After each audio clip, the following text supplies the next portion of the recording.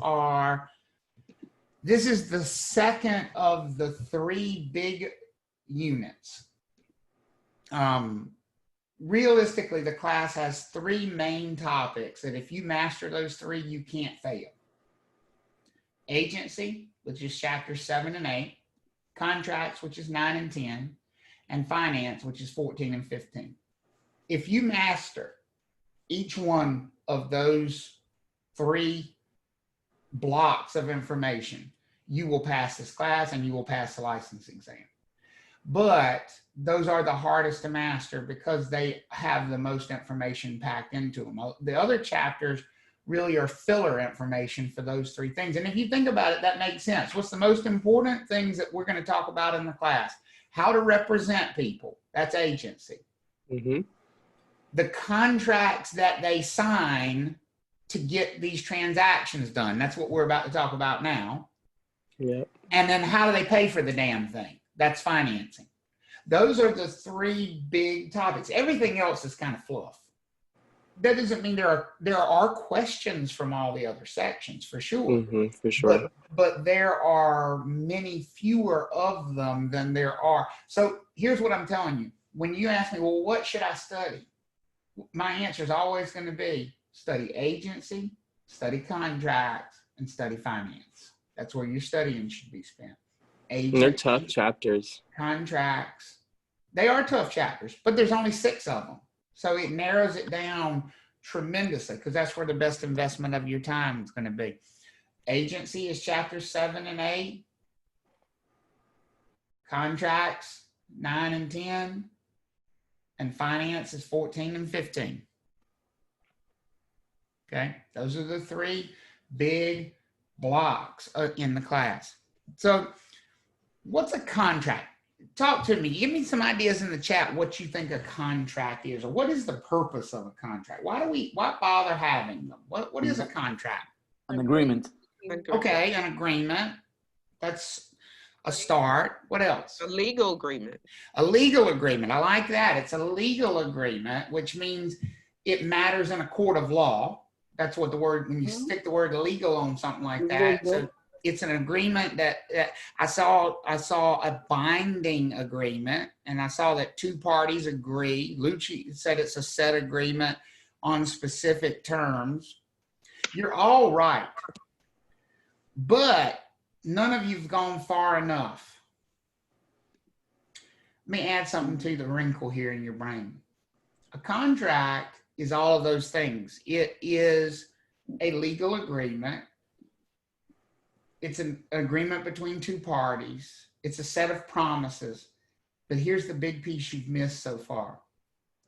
With punishments if you don't do what you promised you would do. That's really what makes a contract a contract. It's the punishment phase if you don't follow through. Because here's the truth. If there were just promises, would people just break promises if there weren't any penalty to breaking those promises? If there wasn't some bad repercussion that came from it, would they just kind of break the promises? Mm-hmm. They would. Mm-hmm. Heck, do they still break these promises even though there are penalties associated? Do people breach contracts? Every day. They do. That's another thing. I don't ever want to hear you say or think of, oh, they can't get out of the contract. You can get out of any contract as long as you're willing to suffer the consequences. As long as you're willing to pay whatever penalties are associated with breaching that agreement, you can always get out of an agreement. Because Almasi said it's about accountability. That's exactly right. When the parties enter into a contract, they want to know that if the other side doesn't follow through, I can hold them responsible. I can make them pay. I can get some punishment from them. I can get some money for myself if they don't follow through. That's the purpose of a contract. Are we all good on that? So like if you think about a sales contract between a buyer and a seller, are there usually penalties built into that thing if the buyer doesn't? So what does the buyer promise to do in a sales contract? To buy the property. They promise to buy the property within a certain amount of time at a certain price, right? So are there penalties if the buyer doesn't follow through with that, usually built into contracts? How many of you have ever heard of an earnest money deposit or just a deposit in general?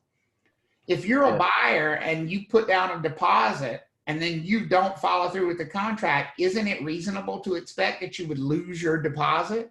And that's the penalty for not following through. Does that make sense for everybody? Yes. What does a seller promise to do in a sales contract?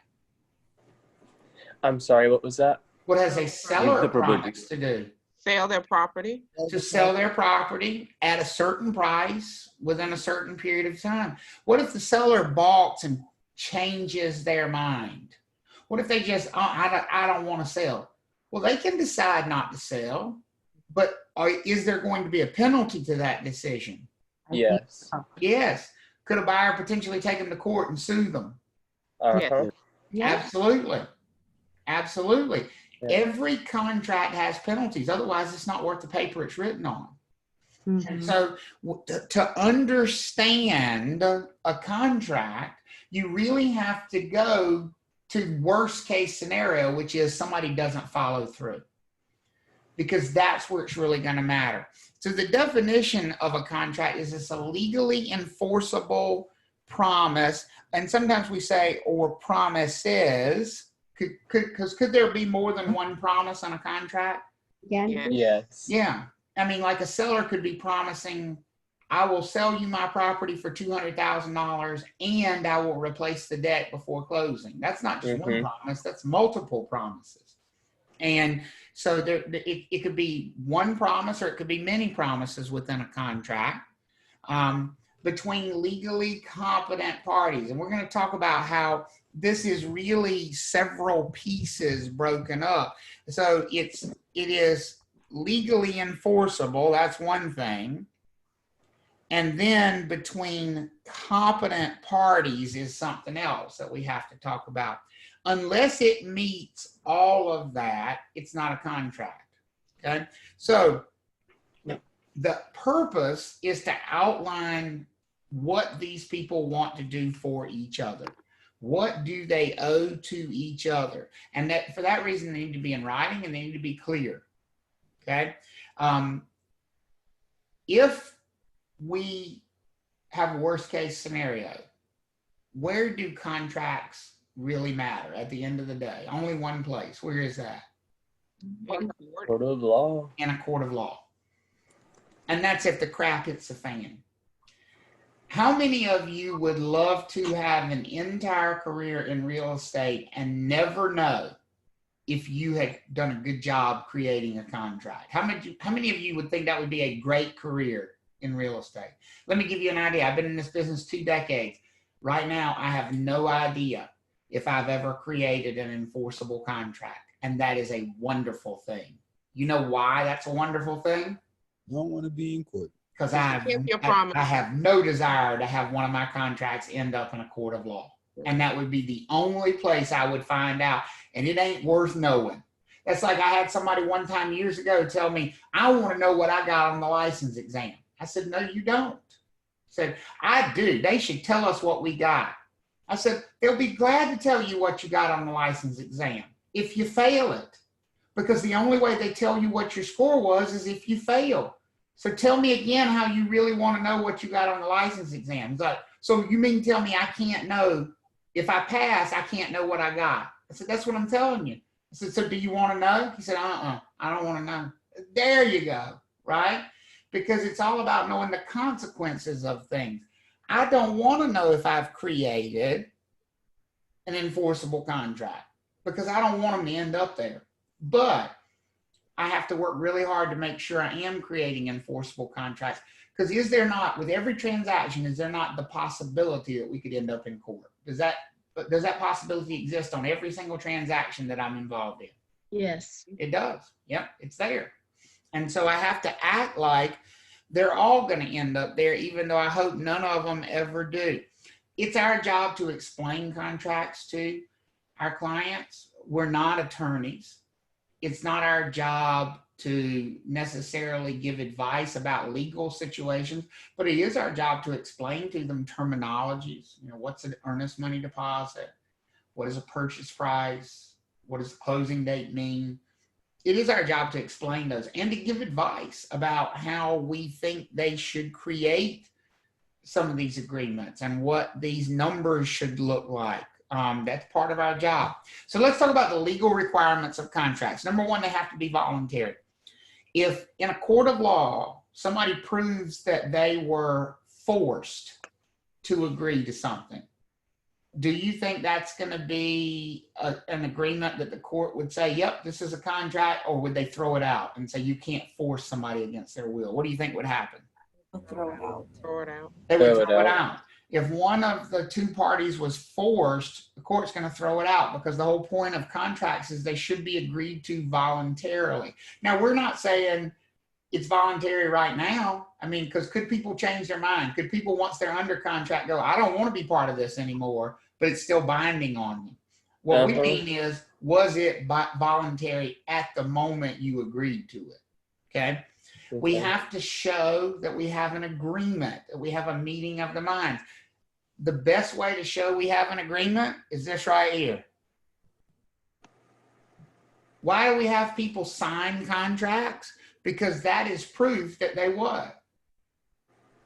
Met their minds or agreed. That they agree. It's proof that they know what they're agreeing to and that they want to be bound by these promises. That's why we have them sign contracts, is to show that we have created this agreement where everybody is on the same page.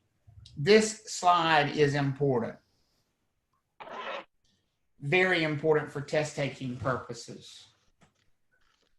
These are the 3 legal requirements that a court would apply to decide if the party was mentally competent or legally competent.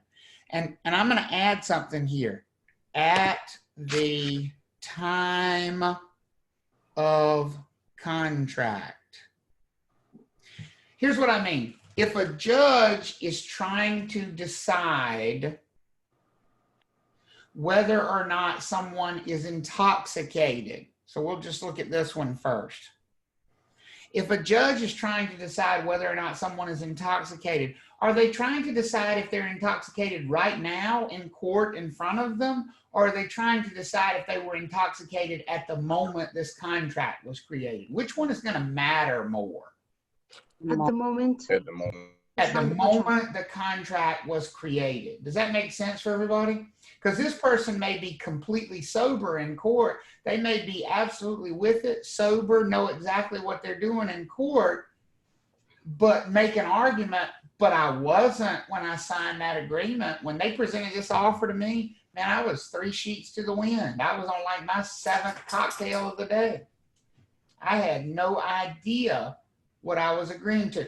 If a judge buys that argument, what do you think they're going to do with that contract, by the way? If a judge decides that that person was intoxicated at that point in time, do you think we're going to hold the person responsible for what they agreed to when they were intoxicated, or are we going to let them off the hook? We're going to let them off the hook. We're going to let them off the hook. Hang on just a second.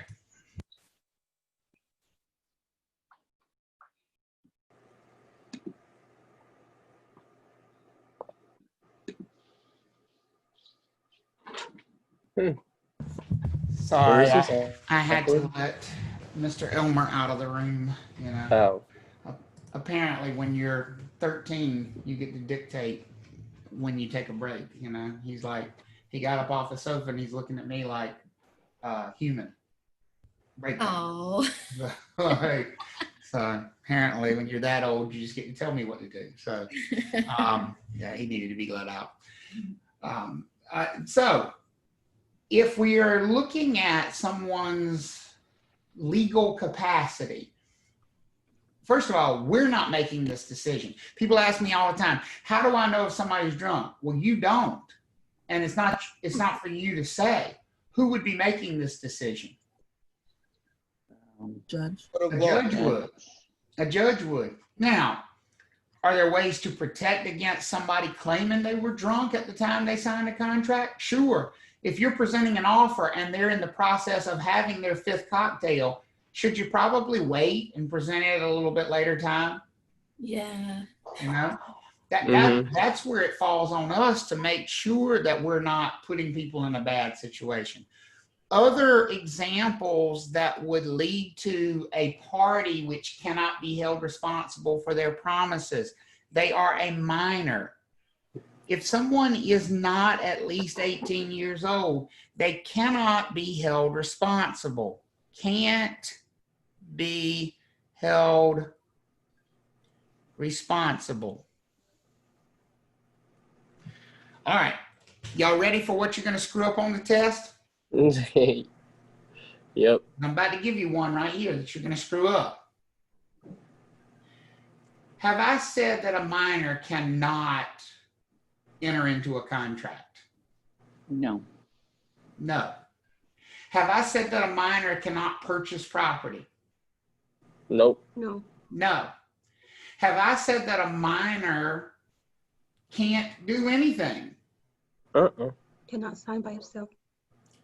All I said was they could not be held responsible for their promises. Can a minor enter into a purchase agreement? Yes. Mm-hmm. Yes. Can they go through with it if they want to? Yes. Yep. Yes, they can. Can they be punished if they refuse to go through with it after they promised? No. No. No. That's where the process breaks down. Remember, we said the whole point of a contract was to punish somebody who doesn't do what they promised they were going to do. You can't do that if somebody is a minor. Don't have the ability to hold a minor responsible. Don't have the ability to hold an intoxicated person responsible. If they were intoxicated at the time they agreed to that, you don't have the ability to hold them responsible. You don't have the ability to hold them responsible if they are not mentally competent. If they have been declared mentally incompetent by a court of law, you cannot hold them responsible. But here's where you're going to screw it up on the test if you're not careful. Can a minor go through with these agreements? Yes. Yes. Yes. Now I'm going to ask you one even more complex question. Let's say a minor signs a purchase agreement. Well, that's only half the picture. Isn't somebody else on the other side of the transaction? Mm-hmm. No. No? Really? A purchase agreement? didn't Isn't say. there somebody else on the other side of a purchase Yes. agreement? It should be. It has to be. There has to be, right? In order to be a contract, you have to have at least two. Two parties. So let's say a minor signs that purchase agreement. Well, you've got a seller over there. If the seller is an adult and they're sane and they're sober, do we have a contract? Even though a minor signed it on the other side, do we have a contract? Yes. I think so. Yes. We do. But we have a contract where only one side can be held responsible, where only one side can be punished if they don't do what they said they would do. Is this very dangerous for an adult?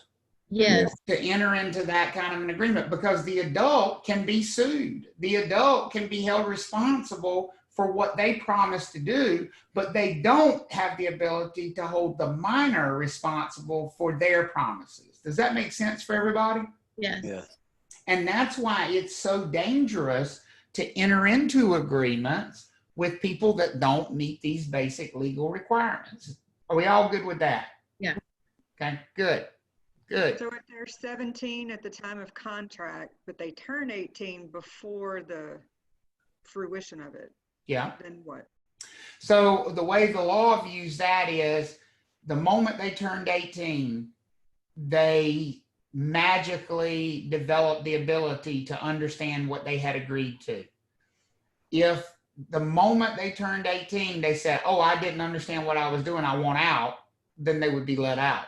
But if they continued to remain under contract after they turned 18, most courts would hold them responsible for it, because they would say, you had your opportunity. You became an adult, you continued down this path, you understood the commitments, we're going to hold you responsible. So, I've always wondered how insane these credit card companies are that send people who are 17 a credit card. This is not my life advice in general, but if you have a 17-year-old who has a credit card, there ain't much that stops them from going hog wild. And the day before they asking for one now. And the day before they turn 18, contact the credit card company and say, psych, I was kidding. I don't even know what the hell it means to pay this money back. Not going to pay you. Because they can't be legally held responsible at all. But now if they keep that credit card past their 18th birthday, the law is going to say they now understand that debt and they're responsible for it, even though they ran it up when they were 17. So, be careful with these agreements and make sure you're not creating them with people who do not meet these legal minimums, okay? The credit card company do that because they know that most 17-year-olds don't know their rights. And it would definitely have to be a guiding adult to inform them of other information. That's it. That's exactly right. They do it because it doesn't burn them. That's exactly it. All right. Another requirement of a contract to have it be enforceable in a court of law is something called consideration. Or consideration is really just the payment of money. Consideration is money. And it's actually the promise of money. It says a contract has to have promises that money will be exchanged. Otherwise, it's not a contract. And we'll say that again. In contract law, if the contract doesn't have a promise of the exchange of money or things of value from one side to the other, from the buyer to the seller, from the landlord to the tenant, whatever that contract is, there has to be a promise of an exchange of value. Otherwise, it's not a contract at all. So let me ask you this. Let's say that Avi has a lease that says he can lease the premises for free for the next 10 years. Is that an actual lease contract, or would a judge throw that out in a hot second? Yes. It would be thrown out so fast it would make your head spin, because there is no promise of the exchange of anything that has value. What is Avi paying for renting the property? We don't know. Nothing. According to the agreement, it says he's renting it for what? Free. For 10 years. For free for 10 years. There's no consideration there. He's not paying for the right to rent that place. And for that reason, he doesn't have a contract. If Avi were smart and somebody offered him to rent the property for free for the next 10 years and put that in writing, could he guarantee his rights by being a little bit more generous than what the contract calls for? Could he say, oh no, I insist, I have to pay you something. Why don't we just call it $1? I'll pay you $1 for the next 10 years. Would that be enforceable in a court of law? That can be. Yes, not can be, Yes. would be. Because there is the promise to exchange something of value. Is $1 something? Yeah. Yes. Yes. That is dramatically different in a court of law than nothing. If you were in court saying, we had an agreement Okay, how much are you paying for it? Nothing. Then you don't have an agreement. Mhm. I don't care if you've got it written on paper, chiseled in stone, on video with somebody saying, oh yeah, I promised him I would give him my house for free. I signed that paper. I sure did. You know what a judge is going to do with all of that? Throw it out. Throw it out, because there is no promise of the exchange between the two parties of value. Sure, one party's promised to exchange something of value. The seller has promised to turn over ownership of the property. That's very valuable. But what has the buyer done in return? Absolutely what? Nothing. That's not an agreement. There has to be some promise that the two parties are exchanging, one for the other, something of value. So in a sales contract, don't we need a purchase price? Mm-hmm. You Because do. the purchase price is the promise to exchange something of value. The seller is giving up ownership of the property, and in exchange, the buyer is paying money. That is consideration. Everybody with me on that? Mhm. It is the Yes. promise to exchange money. Okay? The promise to exchange money. So basically, if we wanted to hold the other party responsible for not holding up their end of the deal, then we could just include any amount of money. It doesn't have to be specific. It does not have to be specific. It doesn't have to be quote unquote fair. It doesn't have to be any of those things. It just has to be some exchange of value. If you want to hold the other party responsible for their promises, you better make sure there's some promise to exchange something of value between the two of you. Okay? That is legal consideration. This one is the most obvious to me. You can't expect a court of law to enforce an agreement if the agreement itself is promising to do an illegal act. I mean, I always use this as an example, but I don't think people get it until I do. Is a drug deal an agreement? Yeah. No. It is. It's an agreement between two parties. It's a sale transaction. I mean, personally, I don't recommend you do this, but could a drug dealer and their client put into writing how much they're paying for that transaction to happen? Could they put that in writing if they wanted to? Yeah. Yes. Yeah, they can put it in They writing. can put it on a napkin. They can put it in, they can type it up. They can do it all fancy if they want to. They can write it up any way they want to.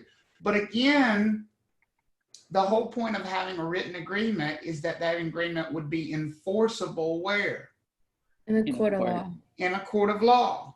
You would look some kind of stupid walking into a court of law going, Your Honor, he promised to sell me an 8-ball for $2,000 and he did not follow through on his promises. Can you please force him to do that? What do you think a judge is going to say to that? No, we can't force him to do that because that would be forcing him to break the law. So the most obvious legal requirement of a contract is that the things that are being promised within the contract have to be legal promises. They have to be possible under the law. That's the most straightforward of them. Okay? Yes, Kate, that would be pretty dumb, but it has happened. It has happened. What would be one example of an illegal act and then like a legal act?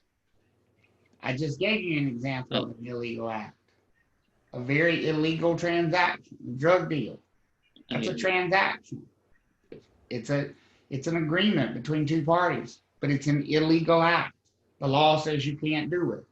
So therefore you can't have an enforceable agreement between those parties where a court of law would force them to do what they promised or punish them if they didn't. Would a court of law promise you for not going through, would a court of law punish you for not going through with the drug deal? No. No. No. And that's what you'd be asking the court to do. Punish them. They didn't do what they promised they would do. They're going to say, they promised to do something illegal. We can't force them to do something illegal. We can't give you damages because they wouldn't break the law for you. That's not going to happen. But there are lots of legal promises. People promise to lease property to each other. Is that a legal act? Leasing property to somebody? Yes. Yes. And so therefore a court could force that promise. The people sell property to each other. Is that a legal thing for somebody to sell property to somebody else? Yes. Uh-huh. Yes. So that's an enforceable agreement.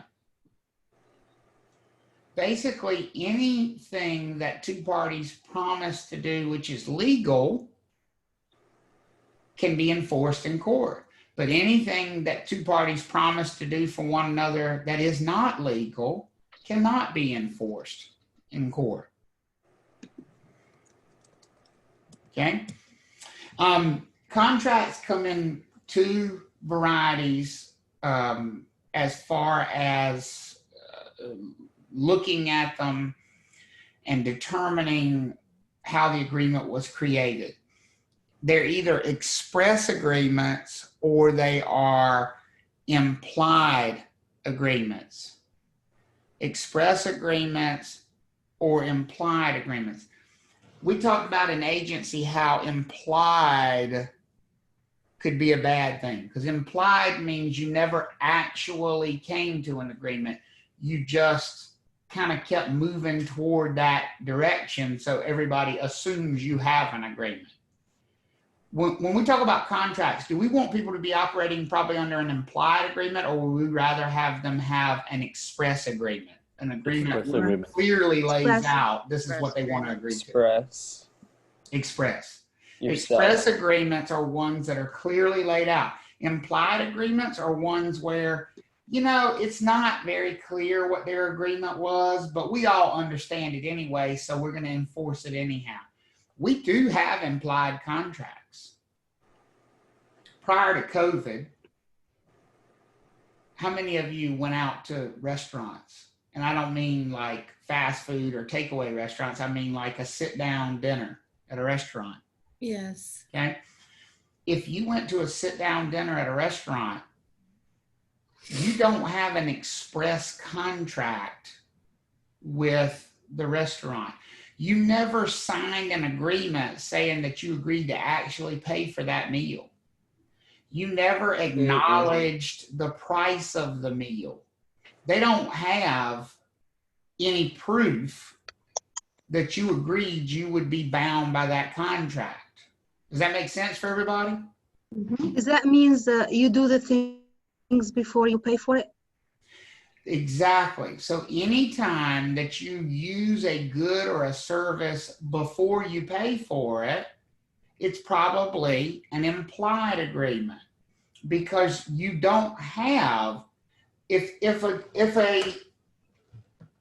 somebody walks out of a restaurant without paying, is that an enforceable agreement? Can the restaurant force you to pay? Are there tools at their disposal? Can they take you to court? Well, Can they get you arrested?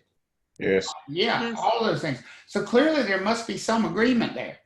And here's what Seth is going to say when you charge him with defrauding an innkeeper, which is, by the way, the statute in North Carolina that you'd be violating if you didn't pay for your dinner. It's not called defrauding a restaurant. It's called defrauding an innkeeper. That's interesting. But if Seth were charged with defrauding an innkeeper and he went into court and he went, Your Honor, I don't have a contract with them. I don't owe them anything. I never signed a contract. Do you think the judge is going to laugh in his face, or is the judge going to agree with him that he didn't have a contract? Don't laugh in his face. He's going to laugh in his face. He's going to say, Sir, did you eat the meal? Did you order the meal? Well, when you ordered the meal and you ate the meal, your actions implied that you were willing to what? To pay for it. To pay for it. So that's an implied agreement. An implied agreement is one where you act like you understand the terms, and so you're therefore responsible for those terms. We don't like implied agreements in real estate. We would never want to take a buyer to court and say, well, I'm suing them because they're supposed to be buying my property. And that buyer goes, I don't have an agreement to buy your property. No, but you were acting like you were buying my property. I mean, I saw you looking. You acted like you were buying my property. I mean, this whole time I've been thinking you were going to buy my property because of the way you've been acting. That seems kind of crazy, doesn't it? Yeah. Yes. And so in real estate, we really don't like to have these implied contracts. We much rather have express agreements in real estate. Yes. Contracts also come in two forms when we talk about who is making promises. There's always two parties to a contract. You have a buyer, you have a seller in a sales contract. In a lease, you have a landlord, you have a tenant. Mm-hmm. In an employment agreement, you might have a real estate firm and a real estate agent. There's always two parties to any agreement. The question the courts will try to figure out is how many of those parties made promises to each other. Was this an agreement where both sides promised something, or was this an agreement where only one side promised to do something for the other side? Which do you think is more common? Do you think contracts where both parties promise to do things for each other are more common, Yes. or where only one side promises to do something for the other side, but there is no promise in return? Which one is more common, do you think? Contract with both parties. Bilateral. By far more common, bilateral agreements. Bilateral agreements are ones where, and I'm going to back up to the unilateral slide in a second. Bilateral agreements or bilateral contracts are ones where both parties make promises. So think of a lease. Has the landlord promised to do something for the tenant in a lease? What promise have they made? That they can live pay in rent. the unit or in the space. They'll provide occupancy of the property for a certain amount of time, right? Does everybody agree with that's a promise the landlord makes? Mm-hmm. Yep. Right? Has the tenant promised to do something for the landlord? Pay rent. Pay Yes. rent. On Pay time. rent. So if both sides have made promises to each other, is that a bilateral agreement or is that a unilateral agreement? Bilateral. It's a bilateral agreement. Okay. A sales contract. A buyer agrees that they will purchase a property for $200,000. Has the buyer promised to purchase the property for $200,000? Mm-hmm. Mm-hmm. Yep. Yeah. Yes. Has the seller, if they sign that agreement, promised to sell it for $200,000? Yes. Yeah. Yes. If they've both made promises, is that bilateral or unilateral? Bilateral. Bilateral. That's bilateral. The vast majority of contracts in real estate are bilateral agreements. The vast majority of them are bilateral agreements. We do have, though, unilateral agreements around us all the time. A unilateral contract is one where only one side made a promise. How many of you have hired the kid down the street to cut your grass before? Seth, you can't raise your hand. You are the kid. I was the kid that got hired. Okay, you were the kid that got hired. That makes more sense. There's no way you hired anybody to cut your grass. If you hire the kid down the street to cut your grass, I want you to really think about this. Have they promised that they will cut your grass? Or is the agreement more like this? if you cut my grass, I'll give you $20. Is it an agreement where the kid has promised, I will cut your grass, sir? I promise I will cut your grass. Or is the agreement more like, I'll give you $20 if you cut my grass? Which one is it usually when you do? When I'll you give you hire 20 somebody? bucks to cut my grass. I'll give you $20 to cut my grass. Well, clearly the homeowner has made a promise. If you cut my grass, I will what? Pay you. Pay you $20. But has the kid down the street actually promised to cut the grass? No. No. They have not. That's a unilateral agreement. A unilateral Or- agreement is where only one side actually promised to do anything. Here's the way I always think of unilateral agreements.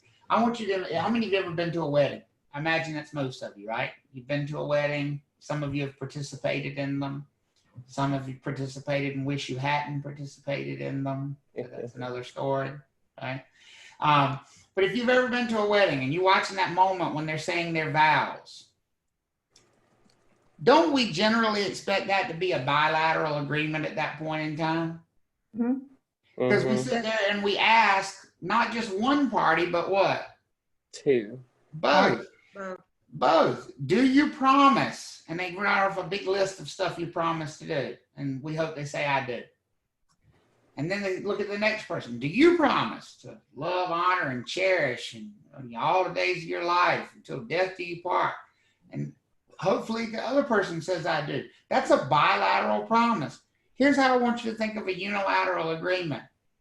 Imagine if you were sitting out there at a wedding and everybody's happy and the service is moving along and it comes time for the vows and they look at the wife to be and they say, No. do you promise to love, honor, and cherish Thomas all the days of his life? And she says, yes, I do. I do. And then they say, Thomas, do you promise to love, honor, and cherish Sharon? And Thomas says, No. get back to me on that. That's a unilateral agreement. Because at that point in time, you have one side that has made a clear promise and the other side was like, you know, I don't really know if I want to promise that. We have those in contract law. There are contracts where it's a unilateral agreement because only one side ever actually promised to do anything. Think of an offer. An offer in its own way is sort of a unilateral contract. If a buyer makes an offer to purchase a property, have they promised they will do something? Mm-hmm. They've promised they'll pay a certain amount of money to the seller, correct? Mm-hmm. But has the seller promised to sell them the property? Not yet. Not yet, and they may never. Does that make sense for everybody? So when that offer is made, it is unilateral. If the seller were to accept it, though, it would become what?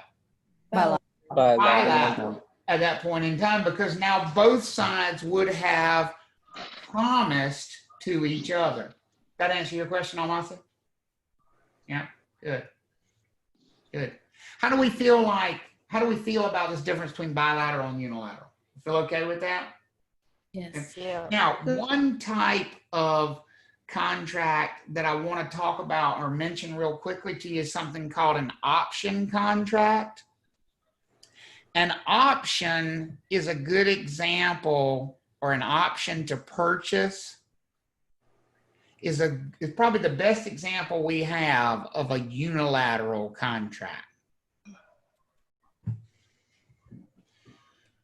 What if as a buyer, you went out and you toured property this weekend and you found 3 homes that you loved and you just couldn't decide?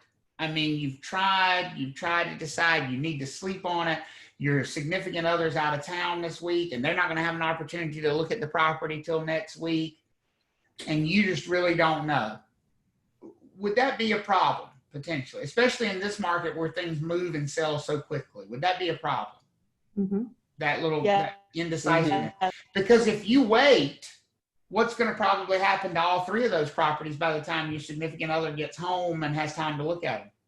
Gone. They'll be sold and another gone. offer. They'll be sold to somebody else. Does that make sense for everybody? Mm-hmm.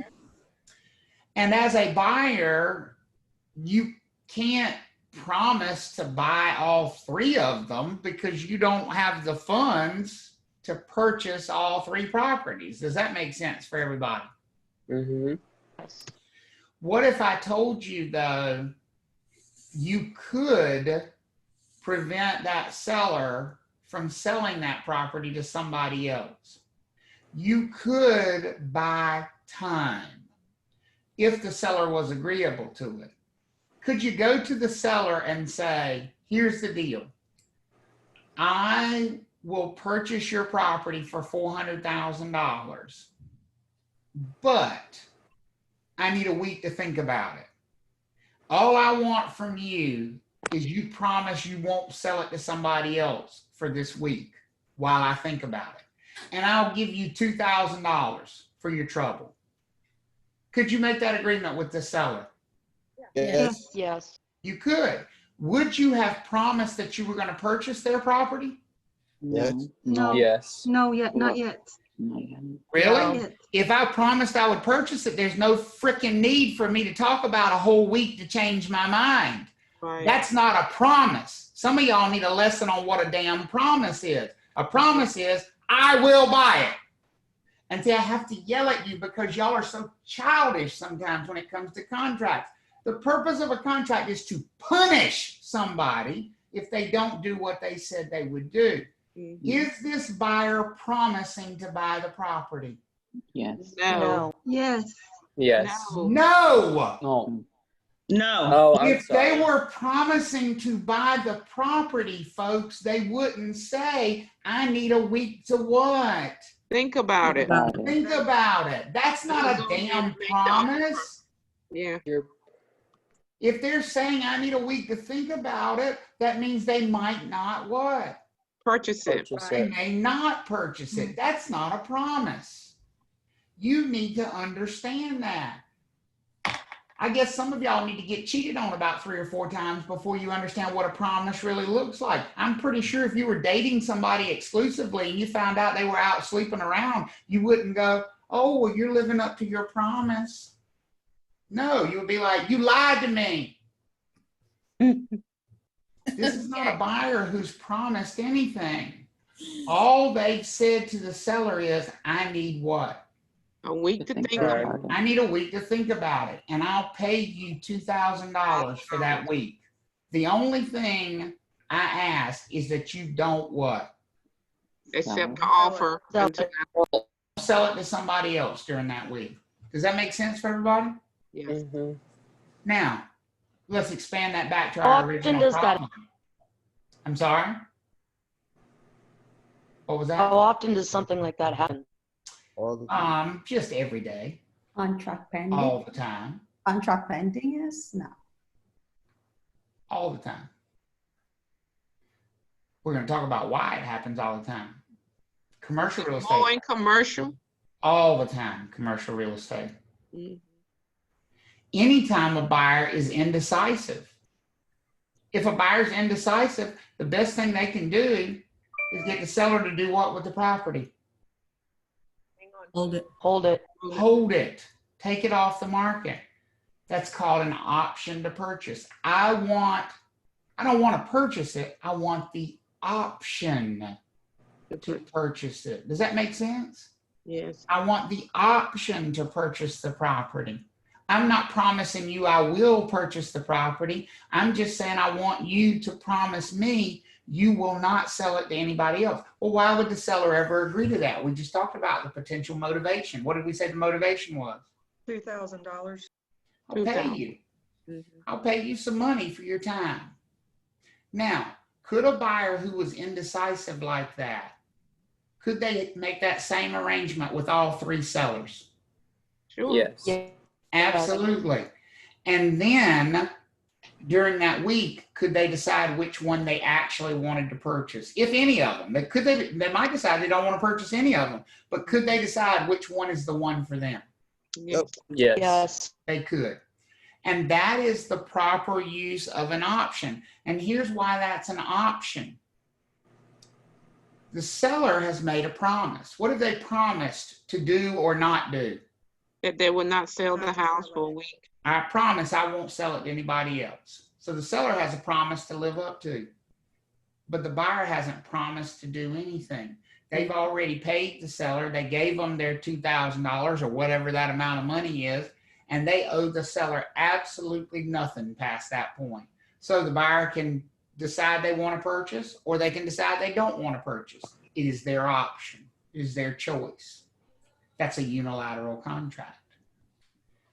And they are used all the time in real estate transactions. As a matter of fact, that is by far the most common way to purchase real estate in North Carolina, is with an option to purchase. What do buyers immediately do after they go under contract in a lot of cases? To purchase Their inspections. Well, they do inspections. Well, if you think about it, when should they really do inspections? If they were actually promising to purchase this property, when should they really do the inspections? Probably before they purchase. Before they go under contract, before they promise to buy it, right?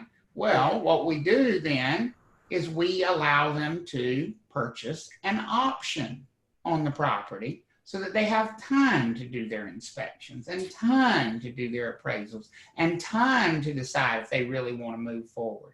That time period, it's an option. It's an option. That is a great way to explain that. I'm going to use it for my buyers. Okay. That's a unilateral contract. Now, obviously, most real estate contracts, as we get closer to closing, would change to bilateral contracts, where both parties have promised. I'm sorry? I said and ask that if after they sign the contract, it will be to the bilateral. In most cases, at some point, it does become bilateral. At some point. It's usually a specified point in time. Go ahead, Avi. So just to clear up, because I was confusing myself with the option to purchase. The reason it's unilateral is because the only purchase that's actually there is from the sellers, right? That's right. Not the buyer. Only the sellers have made promises. The buyer is off the hook. They can move forward if they want. They cannot move forward if they want. It's their choice. It's their option. Okay. The sellers don't get to make that choice, though. Yeah. And I couldn't catch what you said about the inspection part. I said the reason options are popular is because a lot of people don't want to do a lot of the work ahead of time. They're afraid that if they do the work ahead of time, somebody else will buy the property out from under them. If you had a buyer right now who came along and wanted to purchase a home and said, but I'm not sure I want to purchase it. I want to do inspections first. I want to, is it very possible that property could get sold to somebody else before they had a time or an opportunity to complete those inspections?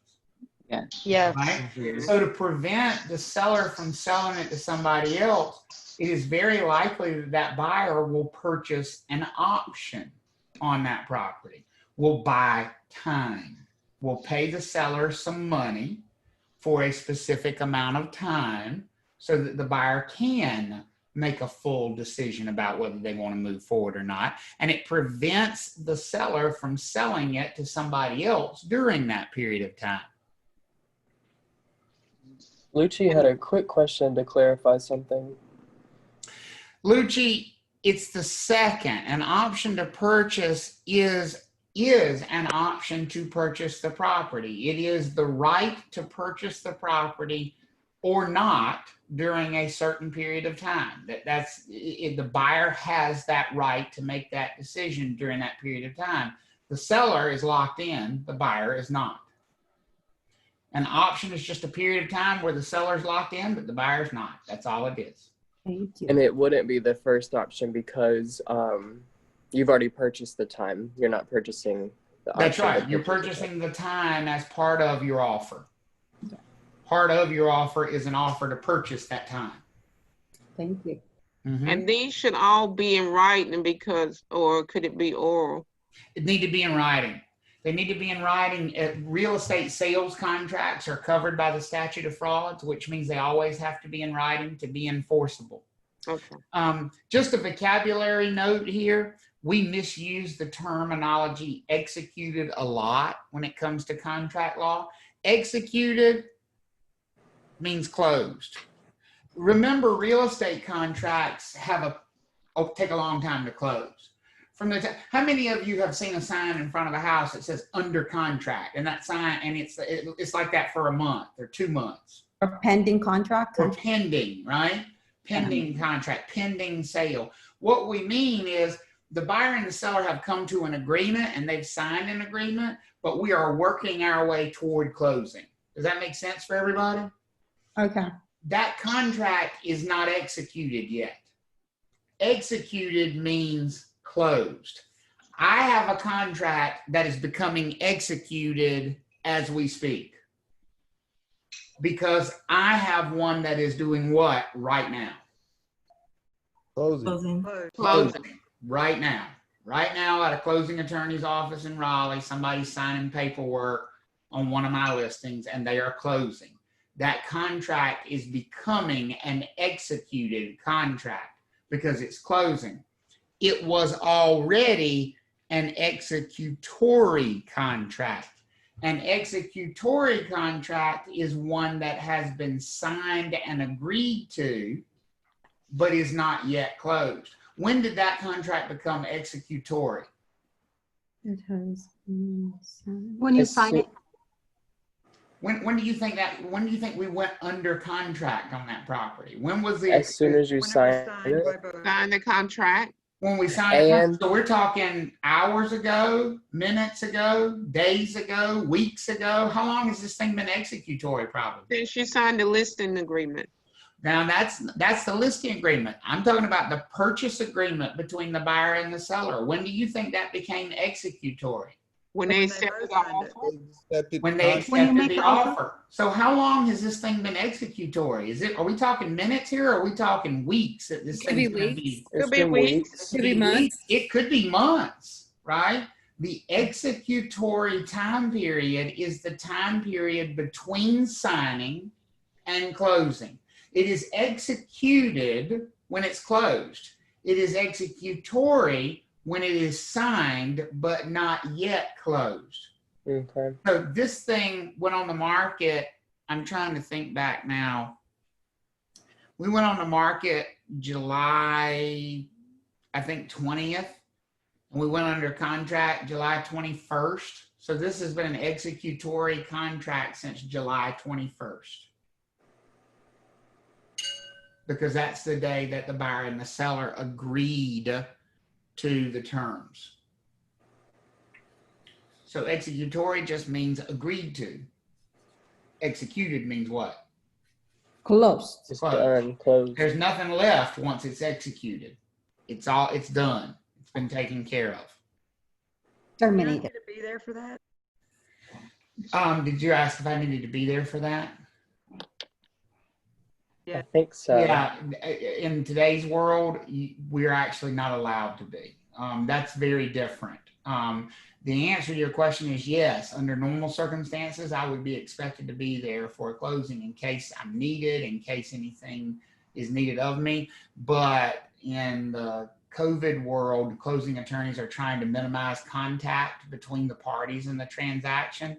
So they've asked real estate brokers not to attend closings at all.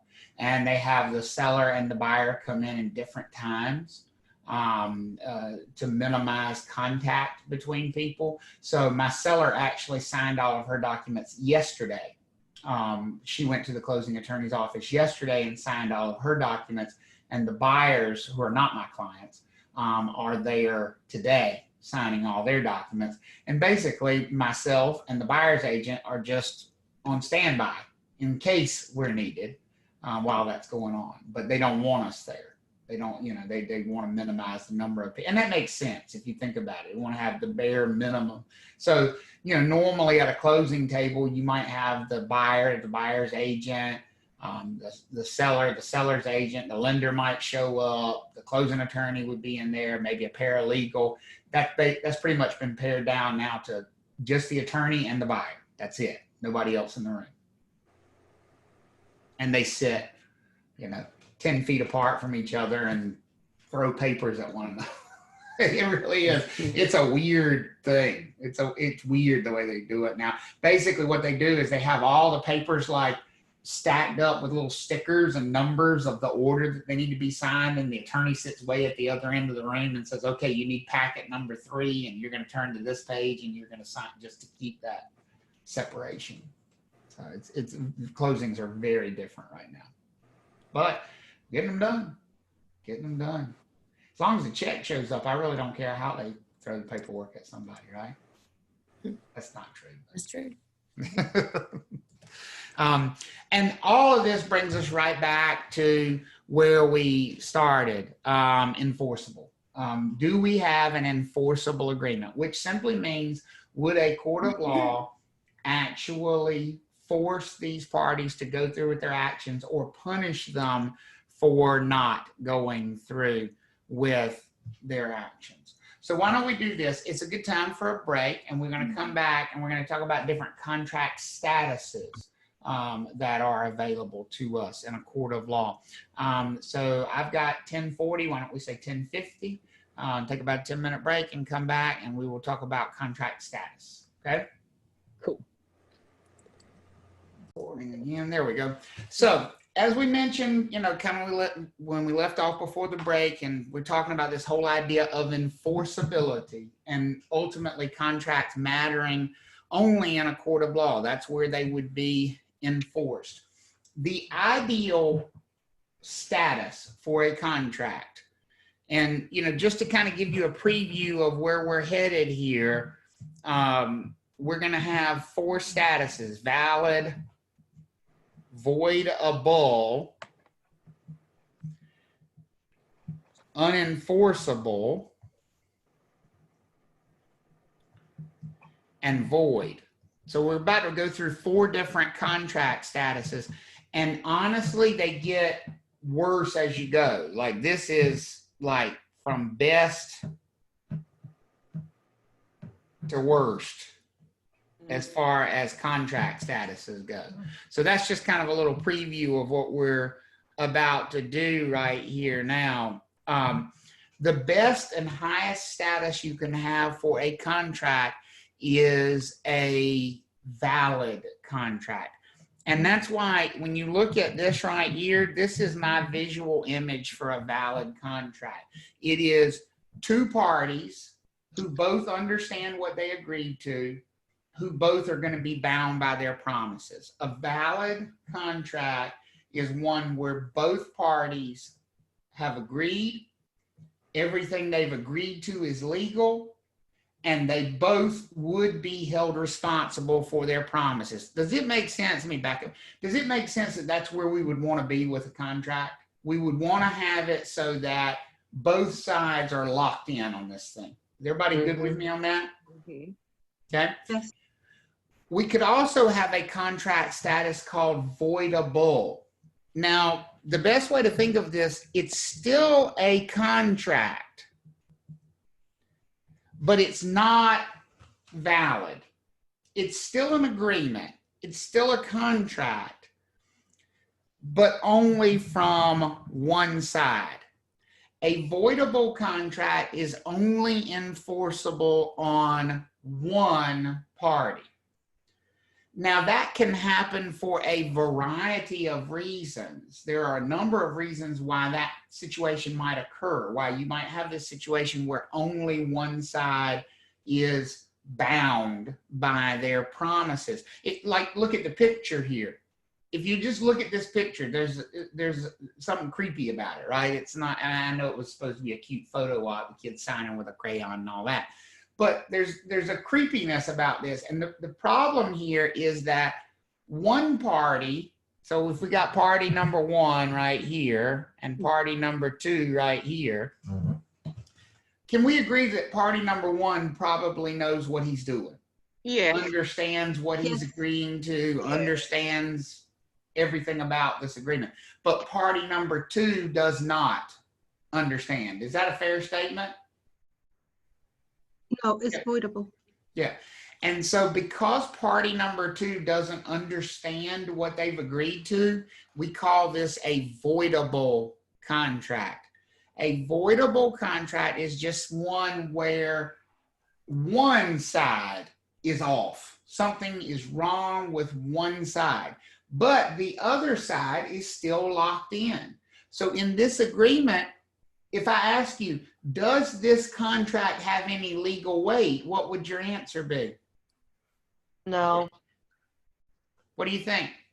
Does this contract have any legal weight whatsoever? No. You're being too simplistic. Yes, yes. Only to It one has a party. little. It does have legal weight on one side. party. Number 1 right here, this guy, he has to follow through with everything he's promised to do in that agreement. Even though he made the agreement with a child, his promises must be honored. And so there is still legal weight to this agreement. There's just no legal weight on the child side. Does that make sense for everybody? Got it. So this is a contract that still has legal weight, but only on one side. So this would be a contract with a minor, a contract with an intoxicated person could create this, but also, and this is the one I really want to talk about, and this is where you have to kind of lock in and think about the way contracts work. It says could result from a breach by one party. So Yes. let's look at, for just a second, we've got an agreement here. Here's our buyer. Here's our seller. Okay. And here's the contract between the two of them. And so let's say we start as valid. Okay. We have a valid agreement between the two of them. What does valid mean? It's enforceable on which one? Both Both parties. sides. Both sides. So if I said to you, the buyer is not following through with their promises, could they be sued? Would a court of law force them to do it? Yes. Yes. The seller is not following through with their promises. Could they be sued? Would a court of law force them to do what they promised to do? Yes. Yes. Yes, that's a valid agreement. What if the seller breaches? What if we have a seller breach? We still have an agreement here. We still have the buyer. We still have the seller. And there's an agreement between the two of them. But the seller has breached that agreement. Is everybody with me so far on where we are? Mm-hmm. Yes. When the seller breaches, the buyer is no longer committed to do anything. The buyer is released. Is the seller still committed, even though they breached? Can they be held responsible for their actions? Yes. They can. Yes. Yes, but the buyer no longer could because the seller what? Breach. Breached. When you get an agreement that looks like this, where only one side is bound, that is called a voidable agreement. Even though it started as valid, it has now become voidable. And if you were asked on the test, voidable at whose choosing? Who gets to decide if it's going to be voided or not? Is it the buyer who gets to decide, or is it the seller who gets to decide? Who gets the right to walk away? The buyer. Buyer. The buyer. And that's because the non-breaching party. and that's because they are the harmed party, correct? That's exactly right. They were harmed by the breach. That's exactly Okay. the perfect So way to never say the that. seller? I'm sorry. Never the seller's, always the buyer? No, it's whoever breaches. Could the breach be by the buyer instead? Mm-hmm. And if it's the buyer who breaches, then it would be voidable for the seller. So it's voidable for the party who did not breach the contract. It's voidable for the one that was harmed by the breach. Does that make sense for everybody? Yes. You know, so the breaches can create voidable contracts as well. A contract could start as voidable, like the one with the minor or the one with an intoxicated person, or it could start as valid and then become voidable. Travis, do you mind going back to that white screen that you had for just a moment? It won't go back to it. When I go back, it'll be blank. Oh, never mind. I was just going to ask if you could just give a quick example with what you drew for like what a seller breaching would have been.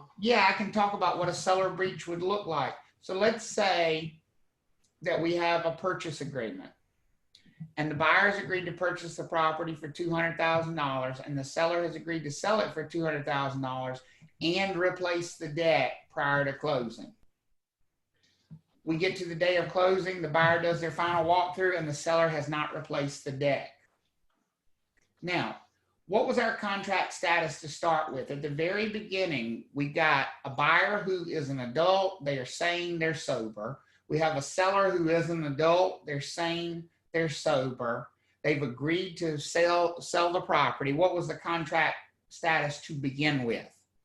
Valid. Valid. Executory is also right, Kate, because it was signed, but it was valid. It was enforceable on both of them. Now we've gotten to the point where the buyer is doing their final walkthrough and they see that the seller has not replaced the debt. Is that a breach of the seller's promises or one of the seller's promises in this agreement? Yes. Mm-hmm. It is. That contract is no longer valid from that moment forward.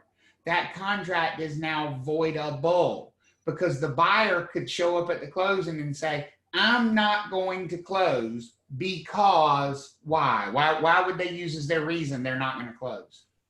Seller didn't fix my deck. They didn't replace the deck. They promised they would, so I'm not obligated to buy their property because they didn't live up to their end of the bargain. That's what it means for it to become voidable. And by the way, could it get switched back to valid? Could the seller go, wait just a minute now, hold your horses? Could the seller make it valid again? Yeah. By doing what? The COVID, they may not have been able to get it done, but it say, hey, we got it on schedule. We'll get it done. Here's your deck. Yeah. If they get back in line, if they get back in compliance, it would go from being voidable to being what again? Valid. So that these doesn't statuses require, can change. so would that require more verbiage in the existing contract or a new one? No, because what would happen is, remember, the only time this would come up is if there was a lawsuit, if one was suing the other. And here's what a judge would look at. They would say, okay, so you promised to replace the deck and you didn't do that. So the buyer was right. You didn't do what you promised you would do. But you did come back a couple weeks later and you replaced the deck. As far as I can tell, the seller lived up to all their promises. And if they lived up to all their promises, they're back in line. We have a valid agreement. Okay. That's what a judge would say. Okay. Are we all good on voidable? So far, so good. So now we're working our way down. We've started at the gold standard, which is valid. Can I ask one question on voidable? Yeah. It's only voidable by one party. Is that a good thing to think about? Yes, because it's only enforceable on one party. So if it's enforceable on one, it's voidable for the other. Okay. Voidable is one-sided. And is that a distinct difference from the other contract types? That is a distinct difference because with valid, when you talk about a valid agreement, they're both bound, right? It's all or nothing with valid. Voidable is one-sided. One party is bound and one party it has the right to walk away. I'm just double checking on that. Thank you. Unenforceable, they're both back on the same team, except instead of both being bound, neither is bound. An unenforceable agreement is one that a judge would go, I don't know what you want me to do with this, but this is a bunch of hot garbage. You want me to force them to do what they promised to do, but I can't do that based on this agreement. It's unenforceable. So would anybody win a lawsuit based on an unenforceable contract, or would it just be like the judge would just go, you all don't even have an agreement with each other? No agreement. No agreement. There's no agreement. This is a judge throwing their hands up at it and going, I don't know what y'all got, but it's not a contract. So this one is the first one that's not a contract. Because it has no legal weight whatsoever. Does that make sense for everybody? A judge would say, get out of my face. Leave me alone. Neither one of you has the right to be here.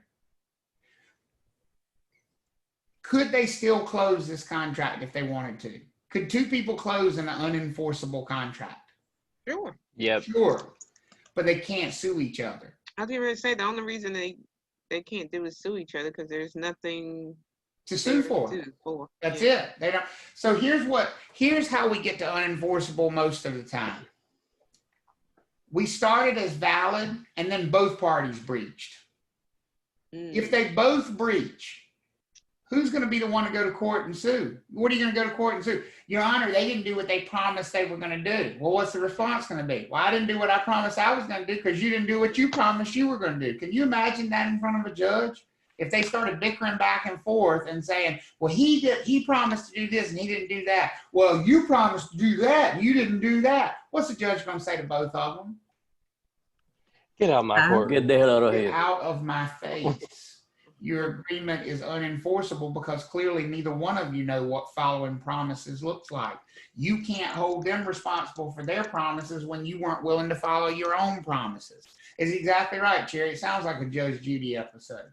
That's what unenforceable contracts look like. When she just gets flustered and she goes, case dismissed, get out of my face, that's unenforceable.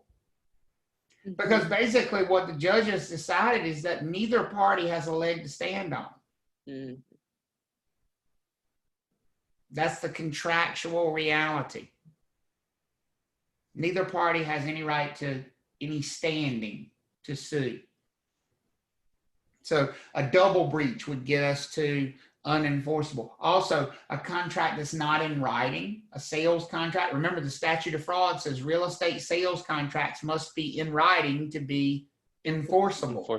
So what do you think a judge would say about a real estate sales contract that's not in writing? I can't do anything with this agreement. It's not in writing, so it is what? What would be the word they would use? Not enforceable. Unenforceable. It is unenforceable. It cannot be enforced. So an example of a double breach would be like the buyer didn't deliver funds. So like, let's say the buyer promised to pay a $5,000 deposit. So we'll take our same contract. The buyer agreed to purchase the property for $200,000, paying a $5,000 earnest money deposit as soon as they went under contract. They agreed to do that. And the seller agreed to sell the property for $200,000 and replace the debt.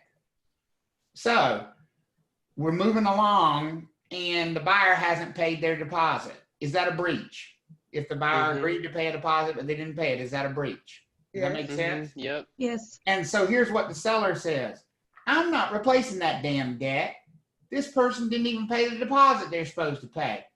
There's no way I'm getting out there. I know I promised to replace the debt, but I'm not doing it because they didn't even pay their deposit. And now we're at the point where it's time to close. We got no debt, we got no deposit. And the buyer tries to sue the seller. They take the seller to court and they say, we had an agreement to sell this property. The judge is going to look at them and go, yes, in that same agreement, you promised to pay a deposit. Did you pay the deposit? Well, no, but that's beside the point. The judge is going to say, not beside the point for me. You're in breach. And they're going to say, well, what about them? They're in breach too. And the judge is going to say, you're right. They're also in breach. And so as far as I can tell, when I got two parties in front of me and both of them breached, we don't have an agreement at all. This is unenforceable. It makes sense that way. Okay. That's the way unenforceable comes down in court. Are we all okay on that? Okay. And then the last contract status, this one never was a contract.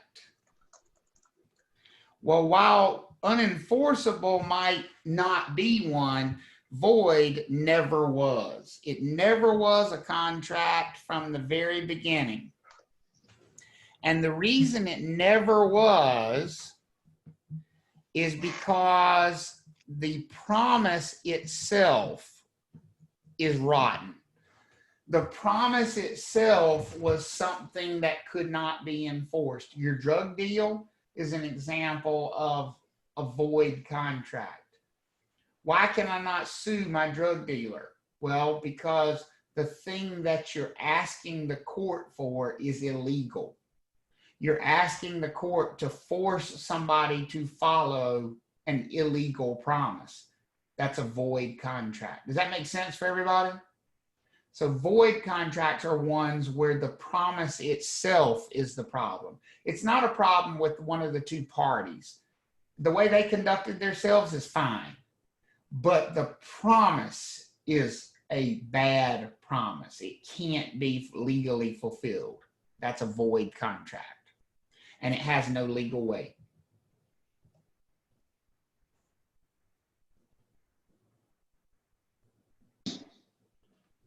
So just kind of revisit. What kind of contracts do you think we mostly create in real estate settings? Or at least what should be our goal all the time? Valid. Valid contracts. And that is what we mostly create, are valid agreements. But sometimes they become voidable because people don't do what they promised they would do. Do you think most of our voidable contracts still end up closing? Yes. Yes. They do. They do. Because if you think about that buyer who shows up and the seller was supposed to replace the debt and they didn't do it. Well, the buyer could walk away and get all their money back, but then they're stuck without a property to buy. And in this market, it's really tough to buy a property. So a lot of buyers right now might just suck it up and close anyway. So I don't want you to think that just because something is voidable or unenforceable, it can't be closed. It certainly can be. Priscilla, tell me learning all the good stuff. That made me laugh so much I have to sneeze. Learning all the good stuff. So those are the contract statuses. You'll see those as a test question. So let me give you an example. I'm gonna just kind of make one up off the top of my head, and I want you to tell me what you think the appropriate contract status would be. And I'll give you the choices. I'll do a little whiteboard here to give you the choices. Okay. So Amber has agreed to purchase a property from Sharon, in which Amber has agreed to pay $450,000 for the property, closing on or before October 1st. Sharon has agreed to these terms and has also further agreed that she will replace the kitchen backsplash with one of Amber's choosing prior to closing. As closing approaches, it becomes clear that Amber will not be able to close on the October 1st deadline. She still intends to close, but she has missed the closing date. In response to this, Sharon states that she will not replace the tile backsplash because she is frustrated with the delay. What is the current contract status? Now, here's what your choices are going to be on the test for something like that. Okay, you'll get valid, voidable, unenforceable, or void. So I'm gonna give you the setup one more time. Amber's agreed to purchase the property for $450,000, closing on or before October 1st. Sharon the seller has agreed to sell her the property at those terms, and furthermore has agreed to replace the tile backsplash with one of Amber's choosing prior to closing.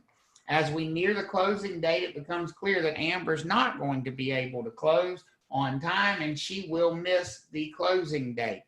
Because of her frustration with the delayed closing, Sharon announces that she will not replace the tile backsplash.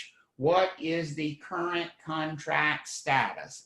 And those of you that said C are absolutely right on target, because how many of those parties breached?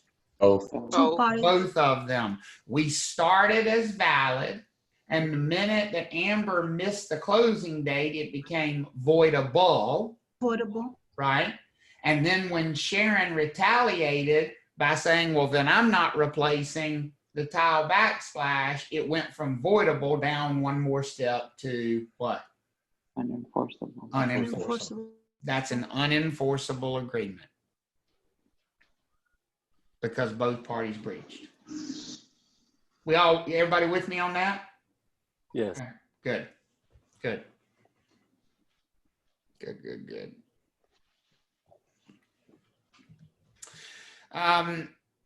You don't have to worry too much about this slide, except to know that if a court finds that any of these things were present when a contract was created, then the contract could be set aside. Like, for example, duress. If a court finds that one of the parties was under the threat of physical harm when they agreed, they signed the contract at gunpoint, we're probably not going to hold that person responsible for any promises they made while they were at gunpoint, right? Undue influence is the emotional distress. So like we've had cases before where a spouse claimed after the fact, well, I didn't really want to sell the property, but my husband told me that he would divorce me if we didn't sell. And so I agreed to sell only because of the threat of the divorce. If a judge were to agree with that argument, they would probably set that contract aside and say that the seller was under undue influence. They were being influenced by that emotional distress. So basically, contracts have to be clean and free of all of this stuff right here. Any of these things would eliminate the ability to be bound in a contract. Can I give an example of a mistake? Yeah, if one party doesn't know what they're agreeing to, like they literally, like if you have a seller who owns 3 properties on the same street, and the legal description that's on there doesn't match the address. Like there's 3 addresses and 3 different legal descriptions, and you have the address of one property and the legal description of another. A court of law is probably going to throw that out, because they're going to say it's not clear which property the seller intended to sell, because this address doesn't match this legal description. They own 3 properties, and you gave us the address of one and the legal description of another. We don't know which property was the intent of the contract. So that would probably be a reason to throw that out. Does that help, Jared? Yeah, that's the kind of thing you're talking about with mistake. So those are the things that shouldn't be in a contract, or they would lose validity. These are things that must be absent, must be missing. You can't, if think of these things as like pollution to the contract process. If there's any of these things in the mix, the contract is probably not going to be a valid contract. These things would pollute the process and make it not valid, probably voidable. Okay. The process of becoming a contract is something called offer and acceptance. Think of it like a timeline. We start the contract process at offer. And at some point that offer becomes accepted. And then eventually, if we make it all the way to the finish, we have a closing. So it's like it's a big old timeline: offer, then acceptance, then closing. By the way, could we add some terminology here if we wanted to be like super descriptive of things? At acceptance, that contract becomes execute what? Tory. And at closing, it becomes what? Executed. Executed. So we could add those terms to it if we wanted to. The moment of acceptance is when we have an executory agreement. The moment of closing is when we have an executed agreement. One important thing to remember about the offer and acceptance process is this note right here. This is a super important note to remember. Offers can always be terminated. Offers can always be taken off the table until they become a what? Contract. A contract. You lose the right to take your offer back when it's not an offer anymore. Once it's been accepted, it's now not an offer. It is a what? Contract. It's a contract. And so once we have contractual acceptance, there's no taking it back at that point in time. Now we have to look at the contract itself and see what are the penalties for non-compliance. What are the penalties for not performing our obligations? That's what we talk. That's the language that courts use. Did the party perform under the terms of the contract? Did they do what they promised they would do? And so once it becomes a contract, there's no more taking it back up to that point. And they love to try to talk you out of stuff on the test. Can an offer always be taken back as long as it's still an offer? Yes. Yes. So what if they say, Carlos has made an offer to purchase property at 123 Main Street, and his offer states it will be valid until noon on Friday. A couple of hours after submitting the offer, Carlos contacts the listing agent and says, I would like to rescind my offer. Can he do this? Can he do that? Yes. Yes. Even though he said his offer was going to be good till Friday at noon, can he take it back at any time? Yes. He sure can, because it's still a what? Offer. An offer. And offers can always be taken back prior to acceptance. Is everybody good with that? Okay. But once it's a contract, there's no taking it back. Now we're under contract. All right. Now, the moment and we're going to talk extensively about this in the next chapter as well. The moment we form a contract, the magic moment is called communication of acceptance. Okay. So I want to look at, I'm going to do a little whiteboard moment here. And I want to look at this process of offer and acceptance. So here's my offer. I'm out shopping for property, and let's say the seller is Seth Thomas. Okay. And the buyer is Travis Everette.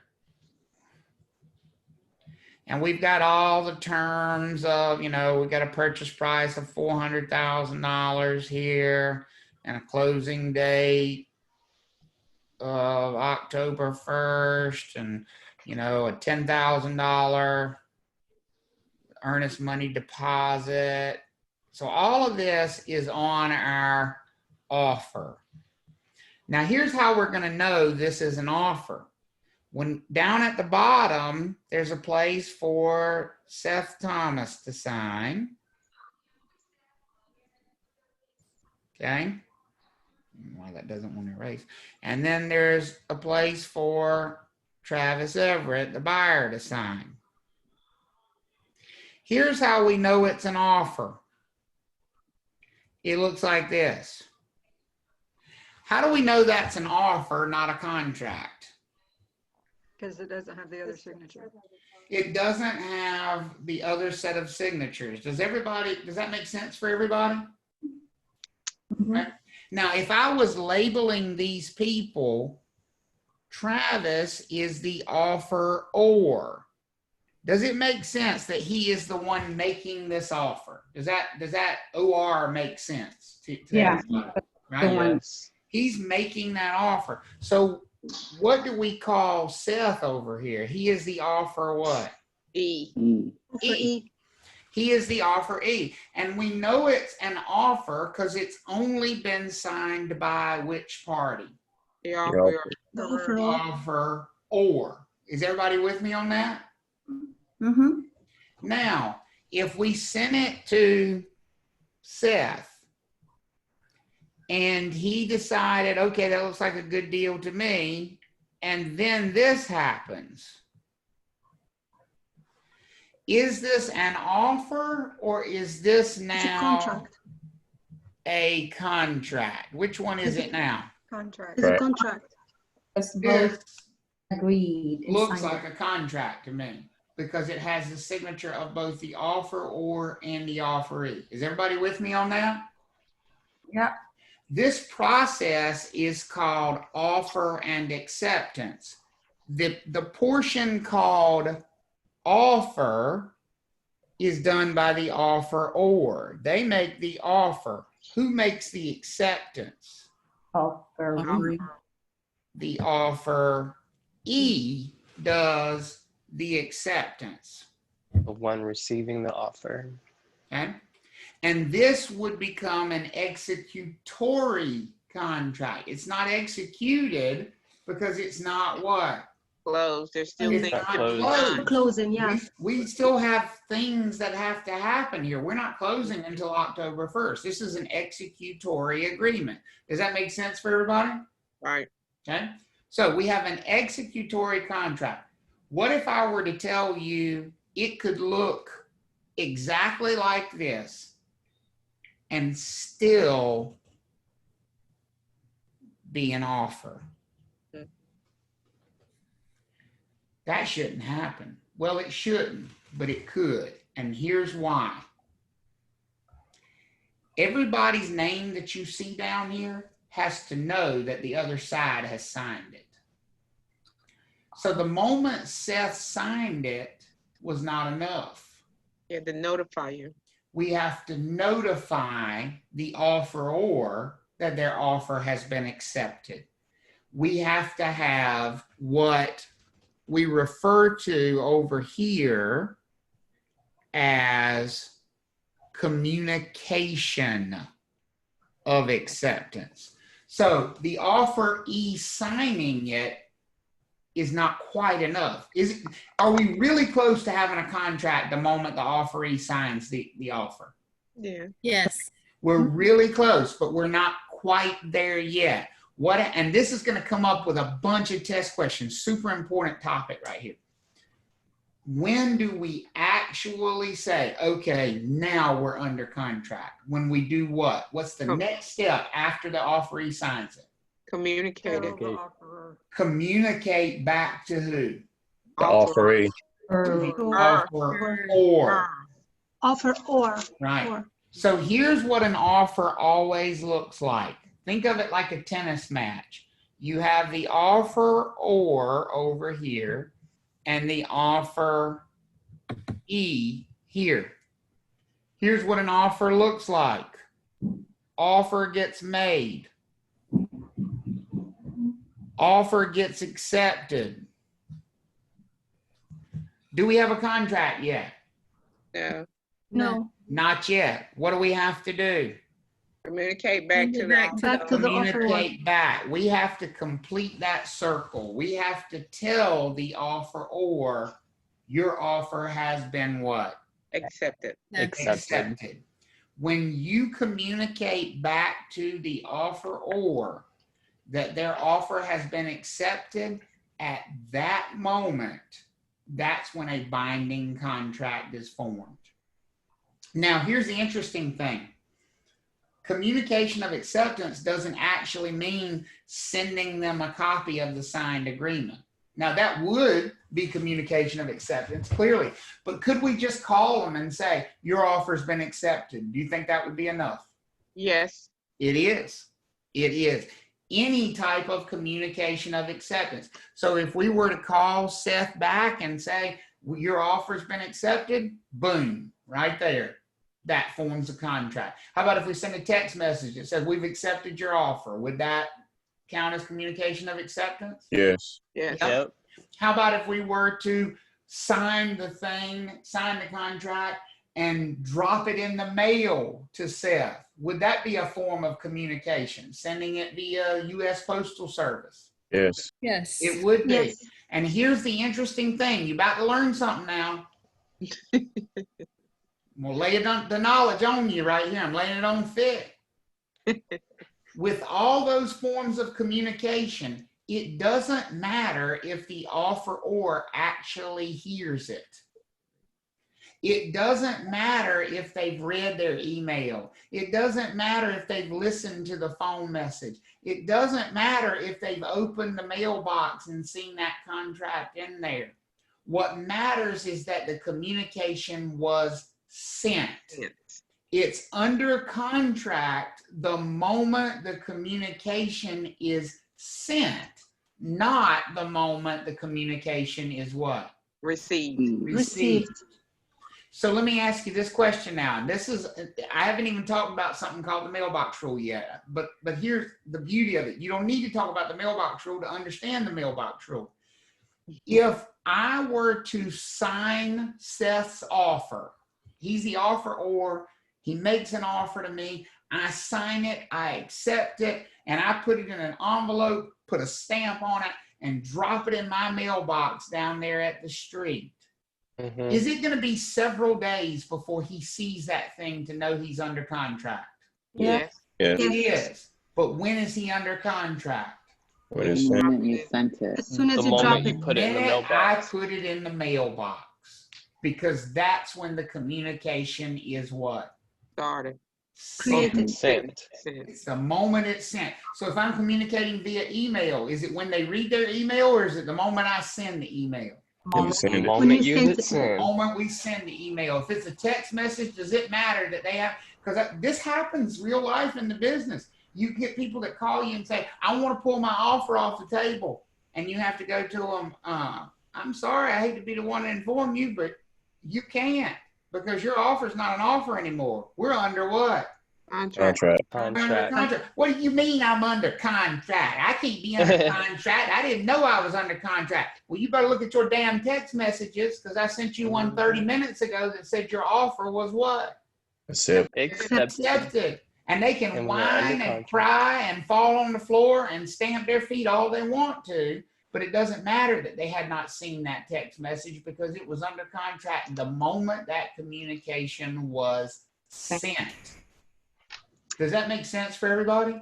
Yes. That is the legal Can I ask you something, standard. Travis? Yeah, go ahead.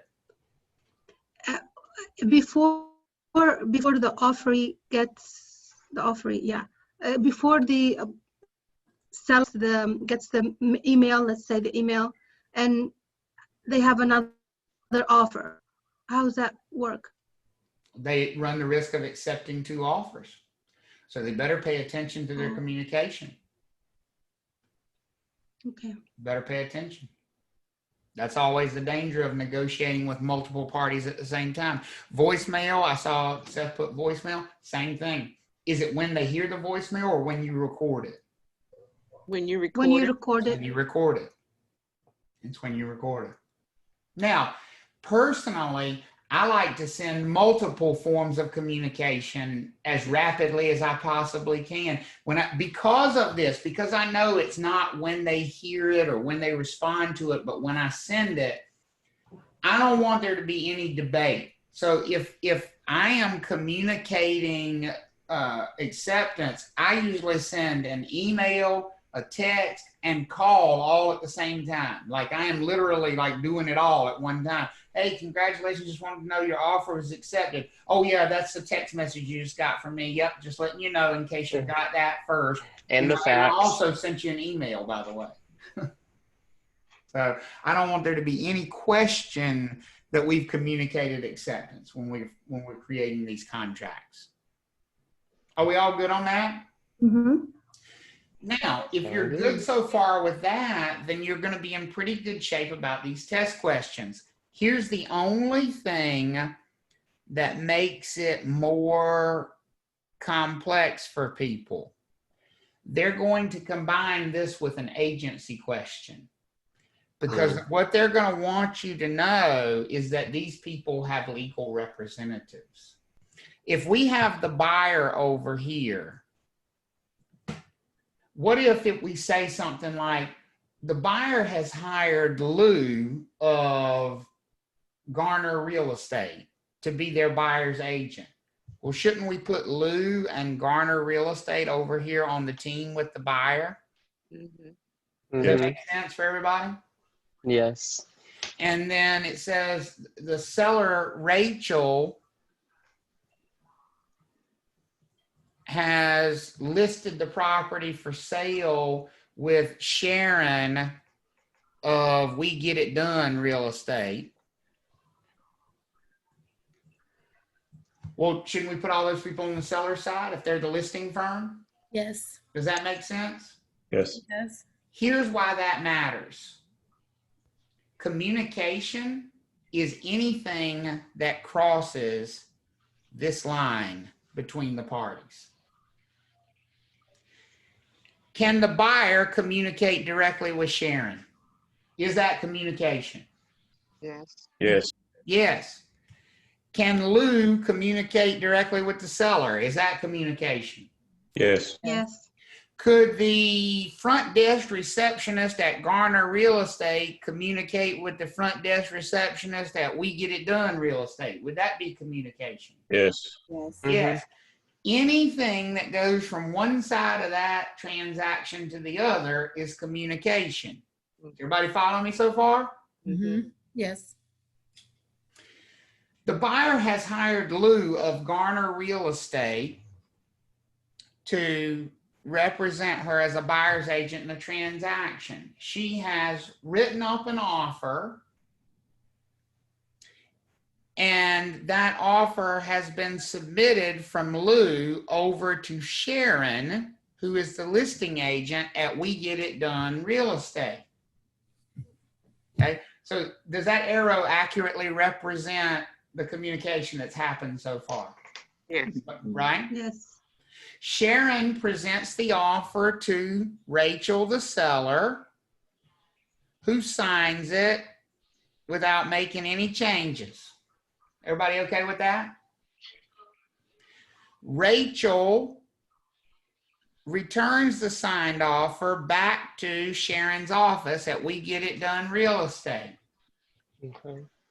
The front desk associate at We Get It Done Real Estate finds the signed contract and immediately scans it and sends it to Sharon. At what point in time do we have a valid and binding contract? That's going to be a test question. And what's your answer? As soon They filed it. When That's Sharon it. send it to the, communicated to Sharon. The Because it buyer. didn't go back to the it buyer did yet, not right? go back to the buyer. We are missing something completing the circle. Somebody over here on the right has got to tell somebody on the left that we are what? In the Under contract. Under contract. That we've does that make sense? Was there a boat ton of communication going on there? Yes. Yes. And none of it counted because it's all on the same side. It's all staying within the same team. What we need is for Sharon to pick up the phone and call Lou and say, Lou, we got a deal. Because the moment that conversation happens, we are what? In contract. Under contract. Does that make sense for everybody? Yes, that's so much clearer the way you explained it. Yes. Okay. And it doesn't matter who on the right talks to who on the left. Could the seller, when they signed it, have looked down on the contract and be like, okay, I see Lou as their buyer's agent. I'm gonna call Lou and tell her I've accepted her offer. Could they communicate directly with one another? Yes. And that would Yeah. work because it's somebody on the right talking to somebody on the left. It doesn't matter what combination you use. It's have we crossed this boundary between offer or and offer E. And that Okay. offer has to go across and come back with no changes for it to become a contract. And it Now, can be Travis, this is verbal just for. to be accepted. I'm sorry. You're Go ahead, good. Go ahead, Rachel. It actually is acceptable for it to just be a verbal confirmation. It just seems like it should be signed, sent over, and then the It other could side be a signs it. verbal confirmation of a written signature. Now, Okay. what we can't do is accept a contract verbally. Rachel can't say, "Oh, I agree with these terms." That's not a contract. Okay. Does that make sense? Yes. But Rachel could sign it and then call somebody on the other side and say, "I've signed it. I've accepted." And Okay. that would create a binding contract. Even though we haven't sent the signed copy back, we would be under contract. Okay. Thank you. Okay? So So you Rachel can- could contact me and say, she can be, what if say she's out shopping? Yep. And she says, okay, I accept it. Yep. But as long as I have not communicated that back across the line, there is no contract. That is exactly right. So if this arrow here hasn't happened, Rachel calls you and she's out shopping and she said, "Look, Sharon, I looked over the offer. It looks great. I'm willing to accept that." Nothing's happened because essentially that's Rachel talking to herself because you are her agent. Does that make sense? Mhm. She's having a conversation with the mirror, right? Mhm. And until you convey that information back across that boundary to the other side, we still don't have an agreement. Gotcha. She wouldn't run the risk of calling if Rachel called Sharon and she hasn't signed it because she's shopping. Right. Sharon wouldn't necessarily go ahead and call Lou because what if then later Rachel goes, "Oh wait, I didn't see something." Well, that's right. Sharon wouldn't want to call Lou until she knows it's been signed. Because if Sharon gets that phone call from Rachel, the seller, and Rachel says, "Listen, I'm accepting. This looks good to me, but I'm out shopping right now." Here's what Sharon should say. "All right, I'm going to send it to you so you can sign it digitally. As soon as you get that email, you go in there and you click and sign it. And I will let them know you've signed it, and that'll put us under contract." Do you see the difference there? You wouldn't want to communicate acceptance until you knew for sure that it had been signed. Okay. All Because right. you don't want to give the wrong impression to the other side. If you tell the other side, "We've accepted your offer," they're going to assume you mean it's been what? Fine. It's been signed. And so they're going to operate from the assumption that we're now under contract. And you don't want to give incorrect information like that. Okay, Amanda, that's a good way to put it. You got to close the loop, right? I like that, Amanda. That's a good way to put it. You've got to close the loop on this thing. It's got to be communicated back to the other side. And realistically, I think people make this sometimes harder than it has to be. What would I do if we had a counteroffer? What if Rachel didn't sign? What if Rachel made a change to this thing? All I would do is erase all the arrows and simply what? Start over. If Rachel makes a change, all she's doing is making a what? A counteroffer. Counteroffer. And so if let's say Rachel changes the purchase price from $250,000 and she puts a line through that and makes it $260,000. And then she signs it. And she sends it to Sharon. Okay. And then Sharon sends it to Lou. Well, do we have a contract? No. No, because that's a new offer now, right? Does that make sense? Mm-hmm. And so Lou sends it over to the buyer, and the buyer decides, okay, yeah, I'll go with that. And so the buyer gives their signature on it. Do we have a contract yet? No. No. No. And they send it back to Lou, and Lou immediately calls Sharon to say, we've accepted your offer. Are we under contract now? No. Yep. No. Oh, When yes, Lou, we are. Yes, yeah, I'm sorry. when Lou calls and says, we've accepted your offer, we're under Yes. contract. Because you Right. can look and you can see two arrows going Mhm. both directions across that middle. That's a contract. So if there's any changes to a contract, does that mean it always will be a new contract? That's it. Okay. Any change whatsoever represents a counteroffer, even if it's just, oh, I don't want to close on October 1st. I'm suspicious about that day, so I changed it to October 2nd. That would obliterate the original offer, and it creates a new offer starting from zero. And the Okay. communication with Sharon is as good as with Rachel because Sharon represents the seller. That's exactly right. So if you've told Sharon we're under contract, that's the same thing as telling Rachel we're under contract, and vice versa. Because they're all in the As same long team. as long as this goes to any one part of the team. That's it. As long as one part of the team knows, then everybody on the team knows. At least that's the way the law views it. Right. Mm-hmm. That's how I had to remember it for the exam. Yeah. How do we feel about this right here? You feel okay about this? Yes. This idea? Because this is Very important, well. and this is important in the real world too. Can you imagine in multiple offer situations, you get some times where you have to really pay attention to when somebody's under contract on something? Yes. Mm-hmm. This becomes a real world concern and consideration for sure. And Okay? then also, Travis, you can have more than one buyer making offers. And Very commonly right now, you have more than, right. So you have various stages of, and you want to make sure you don't complete two loops. Would that be a problem if you were the seller, if you completed two of these loops? Oh, Yeah. yes. Yeah, now you've sold the same house twice. That ain't good. Not Hey, good. Now Travis. y'all can fight. Hey, Travis, is there a form that you guys use, like a realtor standard form for these contracts? Or is there like each real estate agent has their own one, or you can just draw something up and write it down? No, Simple as that's that? a great question, Jeffrey. Well, actually, one of the things we're going to look at is the North Carolina Association of Realtors. If you choose to become a realtor, has a standardized contract available for use by their members. So you don't have to do this all on your own. So that you don't have to individually go out and get an attorney to create these documents for you. So that's another reason why a lot of people choose to be realtors, is to have access to the forms that they produce and make available. Thank you. Yep.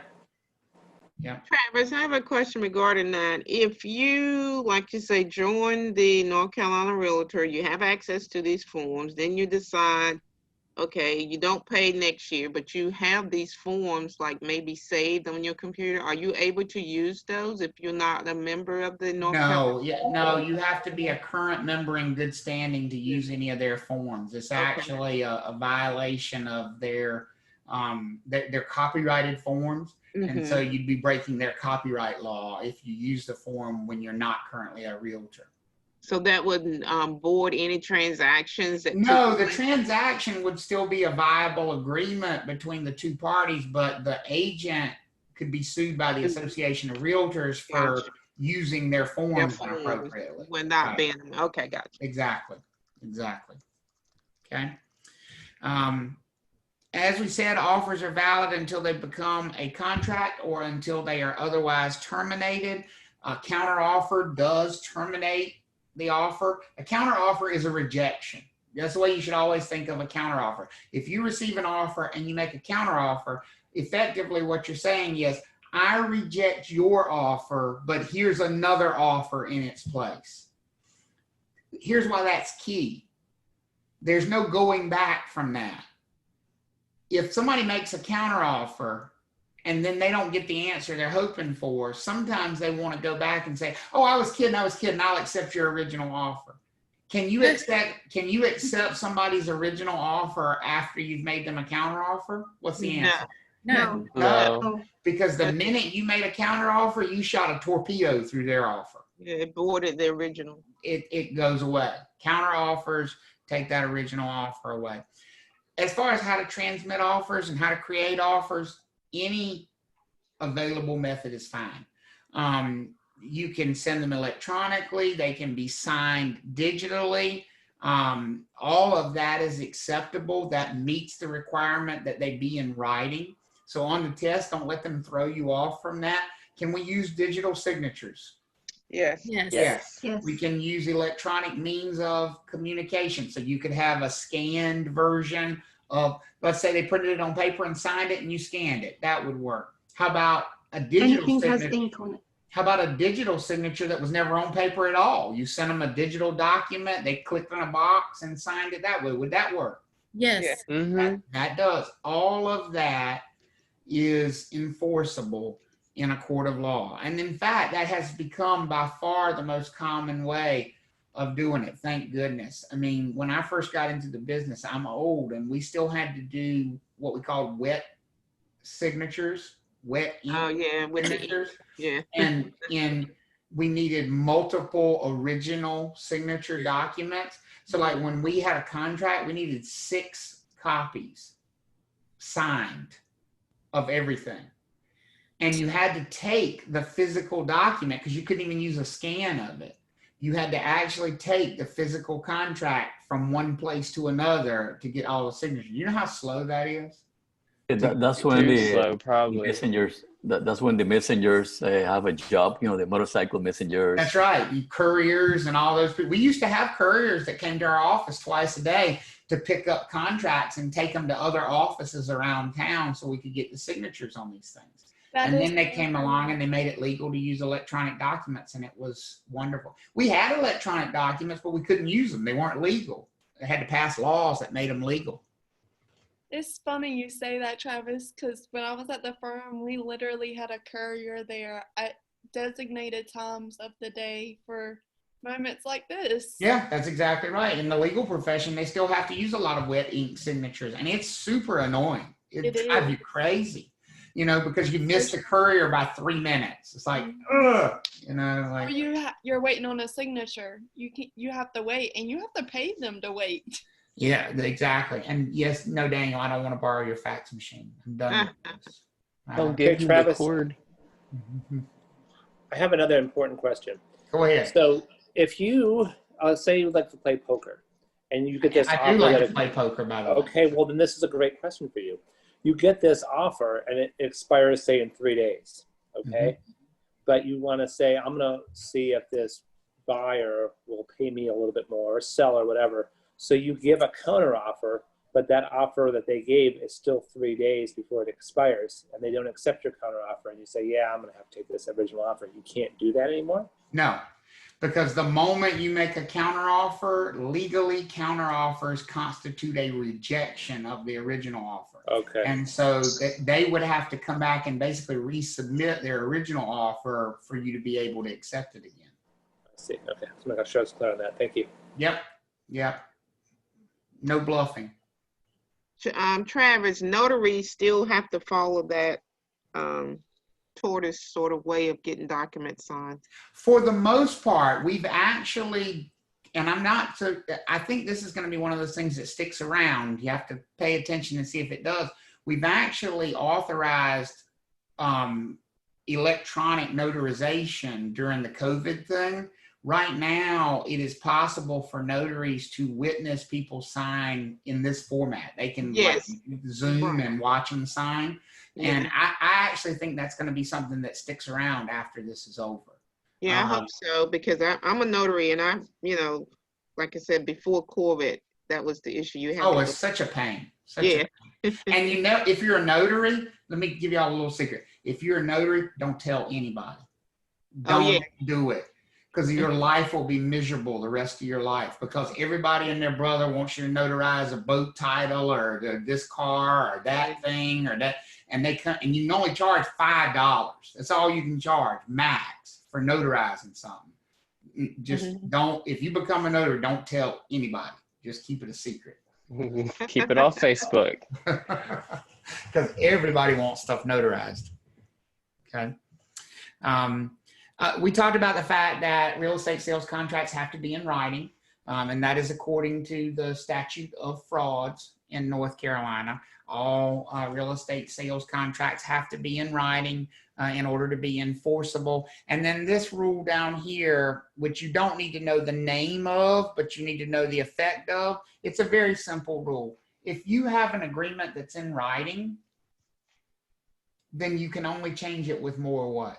Writing. More writing. That's the parole evidence rule. Once something is put into writing, you can only change it. FYI, if you printed these slides early, you have a bunch of slides that somehow made it into the presentation that shouldn't be there. So it seems like they got skipped over. They didn't get skipped over. They just, that file got corrupted. That's why I put a new version of them. So if you printed them early, trust me, you have all the slides you need. You just have a bunch in the middle that you don't need, that are about, negotiating multiple offers and all that stuff. It's slides that I use when I'm teaching this material in post-licensing classes, and they should have been blanked out of your version of the file. So just ignore those, just move on, and you'll pick up with this one here. But yes, go ahead, Lisa. Interrupt, but that's like a good dozen pages. Does that sound yeah, right? It's quite a few. It's quite a few. I mean, it's basically like, how would you negotiate a multiple offer situation and all of that stuff. You're not tested on any of that. That's stuff you need to know in the real world, but it's not stuff for pre-licensing. Thank you. And so it was, you have like multiple versions of a PowerPoint presentation. I just apparently clicked the wrong button and printed all the slides. And you all, some of them should have been hidden from you all. So, all right. Sorry about that. And I realized it this morning, and that's why I replaced it this morning, but I know a lot of you had already printed them.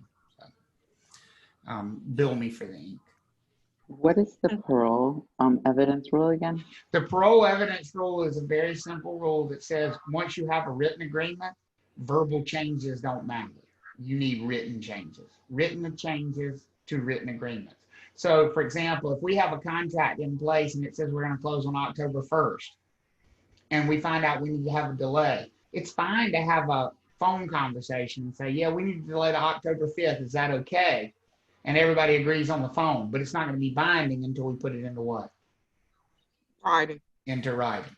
And we cannot make verbal changes to written agreements. If the agreement's in writing, the changes must also be in writing. That's the parole evidence rule. And that's probably a pretty good place to stop and take a lunch break, because we've got a little bit left in here. Would probably take us too late to try to finish this chapter before lunch. So it's probably a pretty good spot to stop and take a lunch break. I've got 12:15, so we'll just say before we went to lunch, we were talking about contracts and went through a bunch of different characteristics of contracts, different contract statuses. So this is just kind of continuing that conversation, some terminology that you might encounter when dealing with contracts. This phrase right here is an important one to understand in contract terms. Time is of the essence. The truth is that contracts, timelines in contracts specifically, are kind of meant to be a rough guideline. Like, for example, when we look at a real estate contract and it says the closing date is going to be September 15th, that's meant to be a rough guideline. It's meant legally to be interpreted as on or around September 15th. Do you think it's possible that people sometimes want to write a contract and have the dates be very strict? In other words, they don't want it to be like on or around this date. They just want it to be this date, and it has to be on that date. Do you think people want that sometimes?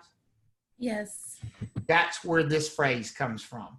This phrase is one that you would see in a contract when the date is intended to be very strictly interpreted.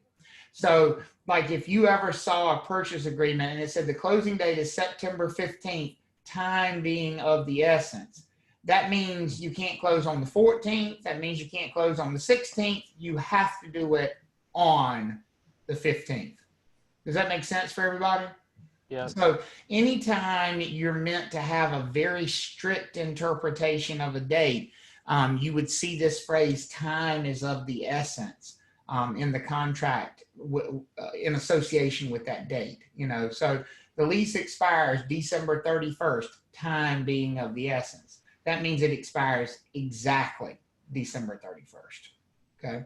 Rather than, this sort of, roundabout, on or about, close to that date, which you normally get when contracts are interpreted. So that's one thing you might see. On the test, they may ask you what a novation is. A novation happens after we're under contract, and when the two parties agree that the contract doesn't make sense anymore. Like the things they promised to do for each other, neither party wants to go through with it. They still want to go through, they still want to make a deal, but they don't want to use the original deal. Could there be a time when people get sort of halfway down the road, they've been under contract for a month, and now they realize, you know what, the price we agreed to here is not fair because they found a bunch of problems with the property. So we really need to change the purchase price, and they need to close later because they got to make some repairs. And we're also going to probably give them a home warranty to help cover some of the problems. Could the two parties come to a realization that their original agreement isn't sensible anymore? Could that happen?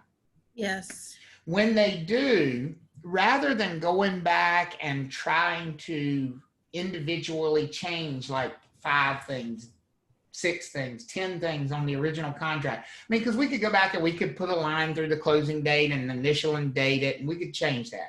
We could change the purchase price. We could change the warranty. We could make all these individual changes. Or we could just say, throw that agreement away and write up a clean one. If you had to make a bunch of changes to a contract, what makes more sense? Going back and individually changing a bunch of stuff, or just saying, just get rid of that agreement, let's put a new agreement in place? Let's make a new one. Let's make a new one. It'll be cleaner. Everybody will have a clearer understanding of what we're doing. That's a novation. So a novation happens when two parties are under contract and they want to stay under contract, but they want to basically substitute a new agreement for the old agreement. They want to get rid of the old agreement and put a new agreement in its place. But everything else is going to stay the same. Same buyer, same seller, same people are involved. Are we all okay with that? Yes. That's a novation. An assignment happens when somebody wants to get out of the contract, and in order to get out of the contract, they find someone else to take their place. They're not just getting out. The contract is still going to go on. The contract is still going to close, but somebody else is going to take their place. Could a buyer, for example, if they decide they didn't want to buy, like right now, let's say that Debbie is out shopping for property and she finds a home she loves and she goes under contract on it. Well, right now, everything's multiple offers. And Seth, is it hard to get under contract on something right now as a buyer? Mm-hmm, for sure. So there are buyers who are making 5, 6 offers on different properties before they finally get under contract on one. So Debbie finally gets under contract on it. A week later, she changes her mind. Does that happen from time to time? Yes. Okay. Here's the problem that Debbie has. If you are under contract and you've promised to do something like purchase a property, is there probably going to be some penalty associated with not closing? Yes. Yeah. Yeah. What though if she could find someone to take her place? What if she could say to the seller, I'm not going to buy, but Lisa is. Lisa's willing to take my place. Lisa's willing to step into my place. And everywhere on the contract where there's my name, just put Lisa's name. And she will pay you what we agreed to. She will close on the date we agreed to. You won't notice any difference whatsoever. I want to assign the contract over to her. Isn't that kind of a win-win for everybody involved if we could do that? Mm-hmm.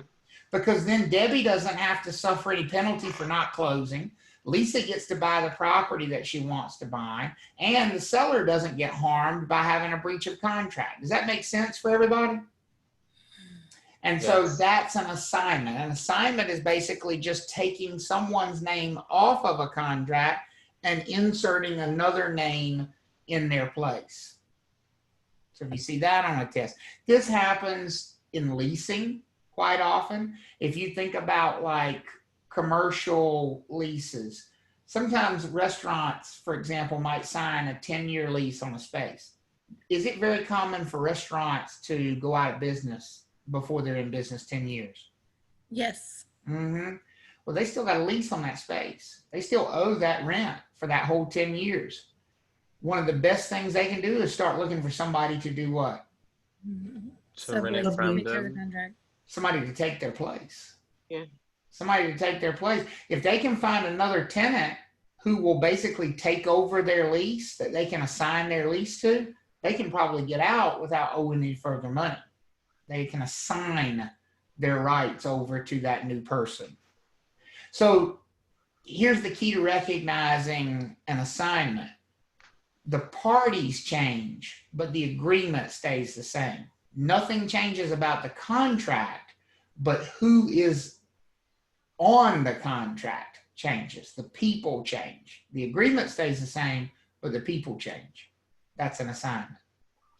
What if the second business went out of business too before the 10 years was up?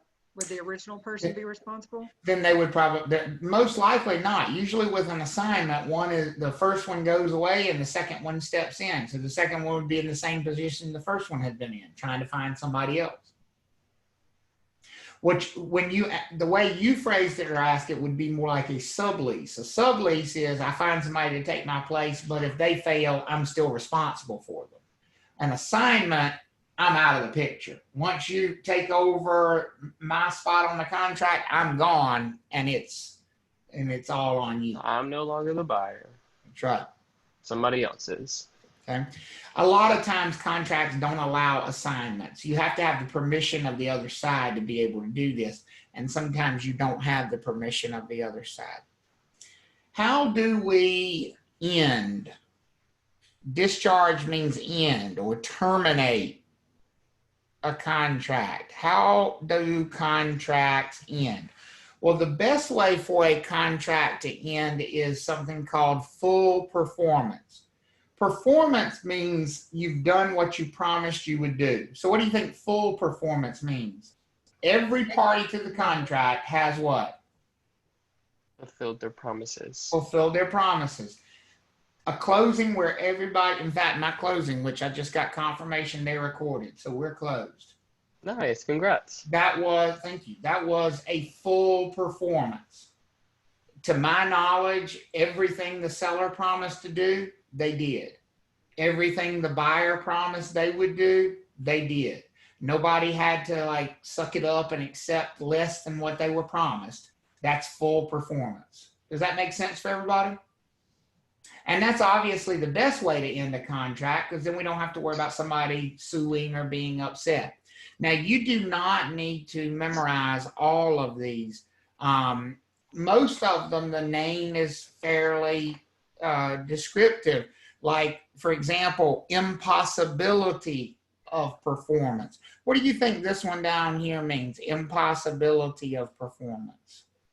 Can't do it. Can't do it. Not won't, but can't. So I'll give you an example. How about a buyer whose loan falls through? Would that be an impossibility of performance? Yes. And by the way, this is still a breach, right? An impossibility, even though it's not their fault, it's still a breach. Does that make sense for everybody? Mm-hmm. And so there would still be penalties associated with that breach, but the contract itself would go away because you can't force somebody to do what they can't do. So if they have an impossibility of performance, by the way, I put this up one time in class. The most memorable thing I think a student has ever said to me came from this slide right here. This gentleman, he was probably about 65. He looked at this slide. He said, I feel like I filled out this questionnaire at my doctor a couple weeks ago. And it took me a minute to realize what he was talking about. He said, yeah, they wanted to know if I had full performance or if I could substantially perform, and I died. I literally died when he said that. And I said, well, I hope you didn't check you had an impossibility of performance. And then one lady in the back of the class goes, well, that's better than a mutual agreement to cancel. I said, oh, God. Oh, God. That's how you learn it right there. You'll never forget it now, right? No. You'll never forget it. There you go. But these are all the different ways contracts can get terminated. The ones I would pay attention to: full performance, impossibility of performance. And then, of course, mutual agreement simply means the two parties want to release each other. This is the one we always go for. If we can't get this, full performance, then the next best thing for us is this, a mutual agreement to cancel. Because either one of those avoids a lawsuit. Most likely, lawsuit. Lawsuit. Lawsuit. Because somebody's not happy if any of those things happen. Does that make sense? If you have a substantial performance where most of the promises are fulfilled, somebody's unhappy. If you have a partial performance where some of the promises are fulfilled, somebody's unhappy. If you have an impossibility of performance where nobody performs because they can't, somebody's unhappy. The only ways this ends with everybody, sort of going their own way and not suing each other for us are either full performance, closing, or mutual agreement to terminate. Because even though we're not closing there, at least there's not a dispute when they both agreed. Okay. Mm-hmm. So what happens when we do have a breach of contract? What happens when there is this, situation where one of the two parties doesn't live up to their end of the bargain, where they don't finish what they promised they would do? That is called a breach. A breach happens when either party, and it doesn't matter if it's the buyer or the seller in a sales contract, or the landlord or a tenant in a lease, when either party doesn't do what they promised they would do, that's a breach. Breaches always have a penalty. I'm going to say that again. Breaches always come with a what? Penalty. A penalty. And this section is all about those penalties. How do we establish what is a fair amount to penalize somebody if they have breached a contract? And the most common way that is done is in a court of law. It's not the only way, but the most common way we establish what the damages will be if there's been a breach is with a lawsuit. And so that's why we got to talk about going to see this young lady right here. Somebody mentioned her earlier. When there is a breach of contract, somebody has to go see her or someone like her to get some satisfaction. Her job and the job of any judge in a civil lawsuit is to decide, number one, who breached, and number two, how much is that going to cost? Does that make sense for everybody? That's the job of the judge, to decide who breached the contract and how much is that going to cost them. Now, she has 3 different options available to her to punish somebody who is breaching a contract. Can she use all 3 at one time? Can she punish somebody with all 3 methods at one time? Yes. She can. She can pick one. She can do 2 of 3. Or she could punish with all 3 methods at the same time. Completely up to the judge in the case. The first type of damages, so by the way, damages means money, right? Both of these are money. The first type of damages is something called compensatory damages. The root word here, compensate. Compensatory damages are meant to compensate someone. These are the damages that, in essence, you can show a receipt for them. If you went to court and you were standing in front of Judge Judy and you said, Judge, I would like you to award me $5,000 because it cost me $5,000 to fix my car that they hit. She would ask you to show her what? Receipt. The receipt where you paid $5,000. Does that make sense for everybody? Mm-hmm. And if she awarded you that $5,000, it wouldn't be to punish the other side. It would be to compensate you for the money you had to spend because of them doing you harm. Does that make sense for everybody? Yes. So let's just real quickly talk about some examples of compensatory damages. Yellow's not going to work. Let's talk about some examples of compensatory damages in real estate transactions. So give me an example of, let's just give you a hypothetical situation. Let's say that Lucci is under contract to purchase a home from Carlos. And we get to the day of closing and Carlos refuses to sell. Would that be a breach of contract by the seller if he's just refusing to sell even though he's under contract? Yes. Okay. Yes. So Lucci decides she's going to sue Carlos. Does she have the right to do that if he's breaching? Yes, she does. She does. Okay. So she is asking Judge Judy to compensate her for her losses. Give me examples of things that she might be able to show Judge Judy and say, I had to pay this much money, so Carlos should have to reimburse me for it because his breach is costing me this much money. Give me some examples of things that an expense the buyer might have incurred. Appraisal. Michelle just said inspection costs. I heard inspections. Absolutely. If Lucci paid for an inspection and then the seller turns around and will not move forward with the transaction, she wasted her money on that inspection, did she not? Yeah. And doesn't she probably have like an invoice where she can show exactly how much she paid for the home inspection? Yes. Yes. Yep. So she wants to be compensated for that. I heard somebody say an appraisal.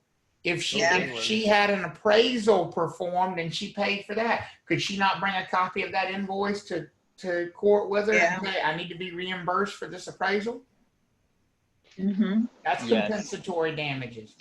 She paid the movers a $1,500 non-refundable deposit.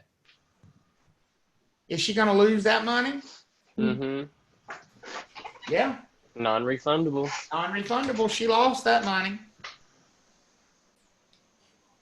I'm going to show you one that y'all might blow your mind right here. The purchase of a home is higher.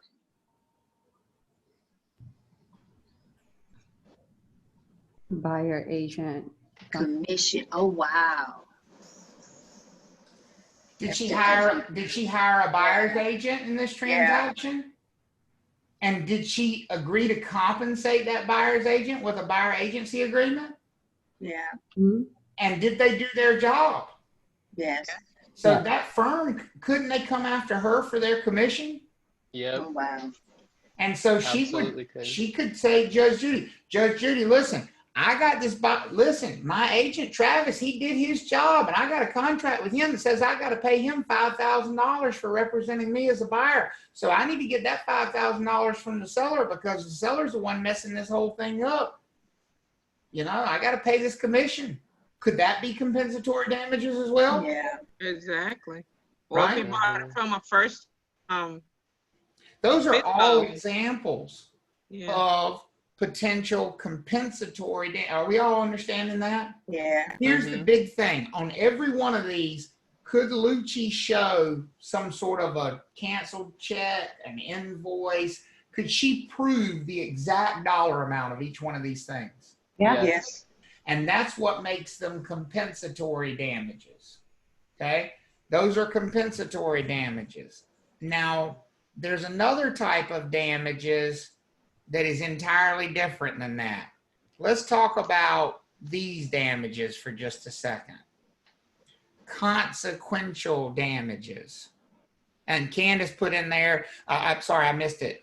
Kate said survey, Candace said fees owed to the lender. Those would all be examples of compensatory damages that Lucci could sue for. Lucci might also say, Judge Judy, here's the thing. Thank you for giving me all that. I appreciate all the, my agent's commission and the money I had to pay to my lender and the money I had to pay to the mover and the inspector and the appraiser. I appreciate that. I appreciate you compensating me for all of that. I really do. But here's the thing. That's not enough. I'm scarred for life. I can't even think about buying another house. I can't even watch HGTV anymore. I had to call a cable company and get them to take it off of my television. Because all those shows where people buy houses, I'm so emotionally scarred. I just go in the corner and I crawl up in a ball and I cry for hours because Carlos has harmed me so much with his breach of contract. And Judge Judy, I would like you to award me $73 million for my pain and suffering because of Carlos's breach. Now, does she have a receipt that shows it cost her $73 million? Where'd that number come from? No. Where did that number come from? Their head. From her. She just made it up out of thin air, right? Those are consequential damages. Consequential damages are when you're asking the judge to just throw a number at something. That's all that pain and suffering you hear about in court all the time. Those are consequential damages. So could the judge, if they wanted to, award her compensatory damages and consequential damages? Could they award her both? Yeah. Yes. They could. They absolutely could. When you breach a contract, you open yourself up to owing both compensatory damages and consequential damages. And listen, Lucci's not even done. Now she's got all the money for all her fees, and she got $72 million in damages for her pain and suffering. Here's what she's going to ask for, the big one on top. Make him do it. Make him do what he promised he would do. He promised he would sell me this property. I'll never be able to live with myself if you don't make him do it. I want you to force him, Your Honor, to specifically perform on that contract. What is specific performance? Asking the judge to force the party to what? Give me the house. Sell me that house. Sell the property. Do what you promised you would do. Whatever those promises were, do exactly that. Does a judge have the power to force somebody to do exactly what they promised they would do? Yes. Yep. As long as they haven't breached. They sure do. They sure do. And that is specific performance. Does that make sense for everybody? Now, here's the truth. If Judge Judy said, okay, I'm going to force Carlos to sell you the house, is she probably also going to award these damages as well? Or is she just going to say, well, you don't have any damage because I'm making him do what he promised he would do? Most likely you would not see all of this combined, but it's possible. It's up to the judge. Does this all make sense about these are the options a judge has available to them when there's a breach of contract? Mm-hmm. Are we all good with this? Mm-hmm. So based on this and knowing that you open yourself up to this, is it a big deal if you breach a contract? Yeah. Huge. Potentially huge. Carlos, you want some relief? I can Yes, yes, I do. I can provide you with some relief, Carlos. But, well, I could have if you had hired me early in the process. Because, Carlos, if you had hired me early in the process, I would have warned you about this possibility. And I would have said, listen, Carlos, here's what we need to do. We need to negotiate a number up front that if you breach, you just pay them and get them to agree to that number. Because here's the beauty of that, folks. If the two parties negotiate a number up front that says, if I breach, I owe you this, doesn't that take away the whole need of going to see Judge Judy in the first place? Yes. Yeah. When the two parties agree in advance on what the damages will be in case of a breach, that is called liquidated damages.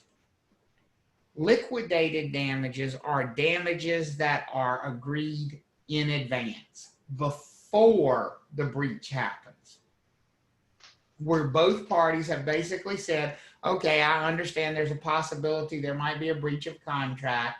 If that happens, then pay me this amount of money and it all goes away. Here's why that's so important to us in real estate. It keeps us out of court.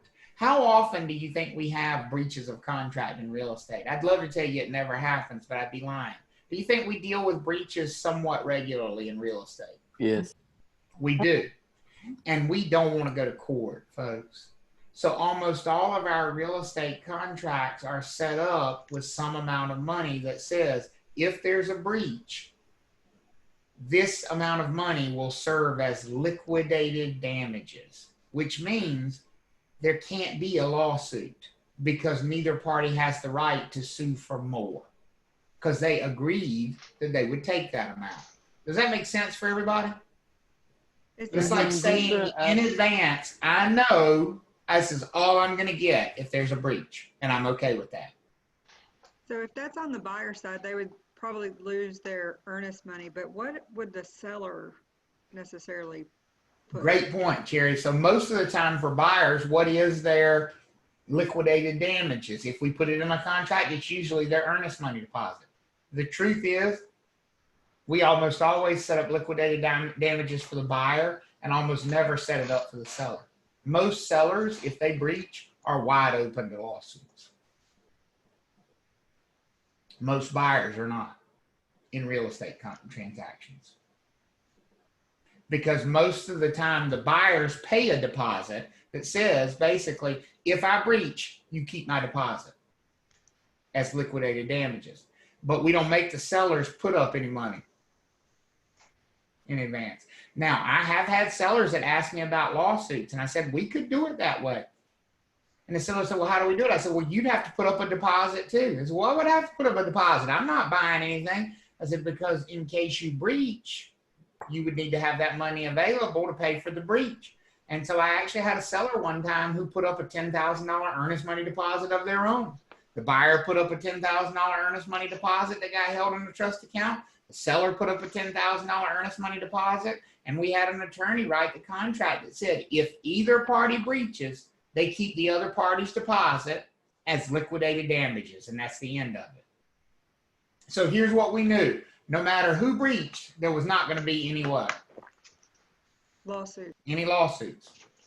It eliminates the possibility of lawsuit. Okay?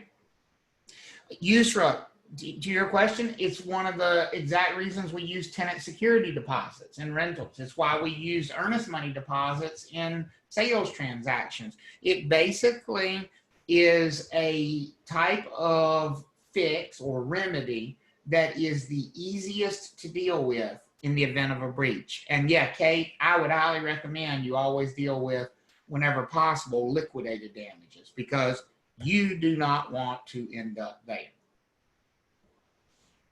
This takes time. It's ugly to have a lawsuit, so it's much cleaner to have liquidated damages. Does that make sense for everybody? How do we feel about that? Okay.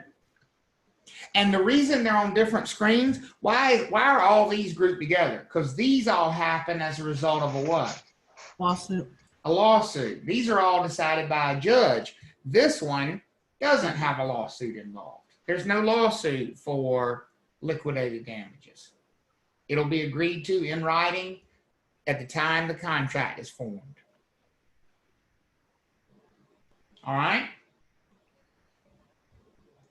So, since we have these contracts written up in such a way that buyers are exposing themselves to some risk if they breach. So let's talk about the traditional sales contract. And by the way, this is if you printed the slides early, you don't have this slide because I added this one in when I was correcting for the other slides that weren't there. So you might want to take a picture of this one. It's the only one you don't have. If you downloaded the version today, you've got this. But if you printed them early, you won't have this slide in the ones you printed. When buyers go under contract, they're promising to purchase or forfeit their earnest money as liquidated damages. So that's basically how every real estate purchase contract is written. The buyer promises to buy, and if they don't buy, then what do they forfeit? What's the penalty? What does the seller get to keep if they don't buy? Earnest. Their earnest money deposit. The earnest money. Whatever earnest money deposit the two agreed to when they went under contract, it's there. If you think about the whole purpose of a deposit, when you pay a deposit on something, that means you're going to come back and pay the rest of it, correct? Yes. And if you don't come back and pay the rest, what do they do with your deposit? Keep it. They keep it, right? And so an earnest money deposit in a sales transaction works exactly that way. The buyer has promised that they're going to perform, they're going to close, and they put up a deposit to show you they're serious. Do you think that buyers want to protect their deposit? In other words, are there things that could go wrong from the buyer's perspective where they want to be able to get out and still get their deposit back? Because they can always get out. A buyer can always get out. The problem is they lose their earnest money. Does that make sense for everybody? Because that's a breach. If they just walk away, it's a breach. They lose their earnest money. Do you think it's possible that buyers may go, now wait a minute now, if this doesn't happen, then I need to be able to get my money back? Is that possible that buyers feel that way? Yes. Yes. I've given you examples here of some of the most common ones. I have to sell my current home first, and if I don't, I can get out and I can get my deposit back. Is that the kind of thing that some buyers might have as a concern? If they have a house they need to sell first, could that be? Definitely. How about somebody that needs to get a loan? I've got to be able to get a loan at 5% interest for 30 years, or if I can't, you got to let me out and give me my what? Money back. My deposit back. These things are called contingencies. These statements that allow the buyer to get out and get their money back are called contingencies. They're contingent on, I don't know why my pen's not working. They're contingent on different things, like contingent on needing to get a loan, contingent on the property having to appraise, contingent on an inspection being done. but they're always contingent to protect who? This is like an escape clause, but for who? Who's it allowing to get out? Buyer. Buyer. The buyer. So contingencies are something that buyers put in place to protect their deposits, their earnest money, so that it doesn't become liquidated damages. So like if a buyer wrote this into the contract, I have to be able to get a loan at 5% interest for 30 years, or I can get out and get my money back. If they can't get a loan, what do you think they would need to submit to the seller so that they could get their deposit back? Proof. Some kind of proof, like a letter from the lender that says, we can't give you a loan, or we can give you a loan, but it's at 6% interest, or whatever that proof needs to be. They would need to submit that to the seller and say, okay, you told me I could get out and get my money back if this happened, and well, it happened. I want my money back. That's a contingency. Because here's what you need to understand. Otherwise, contracts don't give you your money back. The whole point of a contract is you're forced to do what you said you would do. So if you don't have a finance contingency built, so let's say a buyer doesn't have an appraisal contingency built into their contract. They go under contract to pay $300,000 for the property, and they don't put an appraisal contingency in there. And then it appraises for $250,000. Oh, well, if you were worried about that, you should have put what in there? Contingency. A contingency. Contingency. You should have put a contingency in there. So would a buyer who was buying that property lose their deposit if they didn't go ahead and close on it anyway? No. Oh, if they didn't have a contingency. Oh, yes. If they didn't have a contingency, they'd still lose their money, right? They could whine and cry all they wanted to, but they would still be in breach and they would lose their money. Does that make sense? Yes. So buyers are very much in favor of contingencies because they protect them. How do you think sellers feel about contingencies? Probably don't like them at all. Don't like them at all. Sellers don't want any contingencies. Sellers don't want any way, because this is an escape. This is a get out of jail free. Sellers don't want buyers to be able to back out and get their money back. If the buyer backs out, the seller wants to keep their deposit. You think that's a fair statement? Mm-hmm. So that's much more likely to happen if the buyer doesn't have these contingencies in there. Are we all okay on what a contingency is and who it protects? Yes. Travis, what happens to you as the real estate agent who's worked so hard and this buyer got cold feet now? Can you go and say, listen, you know what? Just because you didn't want to move, you didn't want to buy this house, I've already put all this time into this contract, all this effort into it. I'm going to get paid. So, well, I got to get some more detail there. Are you saying, when you say buyer gets cold feet, are they under contract? Have we put them under contract? Yeah, but they don't want to buy it anymore now. And have they just decided that they don't want to buy it? In essence, are they breaching the contract, or are they? Yeah, they're either breaching the contract or they're taking the liquidated damage as part of it. So, well, liquidated damages means they're breaching, because that is right. Damages means there's a breach. If the buyer is in breach, then technically they would owe you a commission because they have not followed through with their promises. Right. Now, if the buyer was able to get out because of a contingency, that's not a breach. Do you see the difference there? Yep. So like if they had said in their contract, if I can't get a loan at 5% interest, then I don't have to go through with this and I can get my money back. Well, that's not them changing their mind. That's them not being able to get a loan. They had a contingency to protect them from that. They wouldn't be in breach. They wouldn't owe a commission. Thank you. Yep. Travis, when you say owe a commission, you're meaning owe the commission to the agent? Correct. Right. Okay. He was asking if the buyer had a buyer's agent. Okay. Could they potentially owe a commission as a result of breaching a sales contract? And the answer is yes, because anytime you breach you are violating the terms of an agreement. And if our buyer agency agreement said our job was to help them find a property and we did that, well, they owe the commission whether they go through with the purchase or not. So Only if they have a contingency that states that they don't, like you said, the 5%. If and they don't have a contingency, they Okay. would owe a commission. If they had a contingency and they See, got then out because of a contingency, what was the whole purpose of the contingency? Get them To out cover them without without being paying in money. breach. That's right. Get them out without being in breach. Without being in breach. Okay. So contingencies are built in. Amber, do contingencies need to be presented when they submit the offer? Absolutely, because contingencies must be part of the contract itself.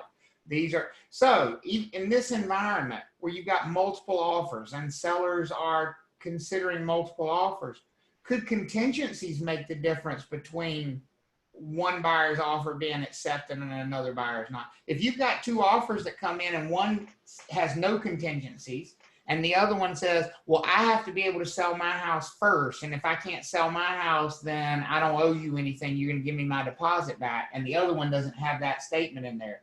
If those two offers are relatively equal, which offer would you rather accept if you're the seller? The one that doesn't have that contingency attached to it.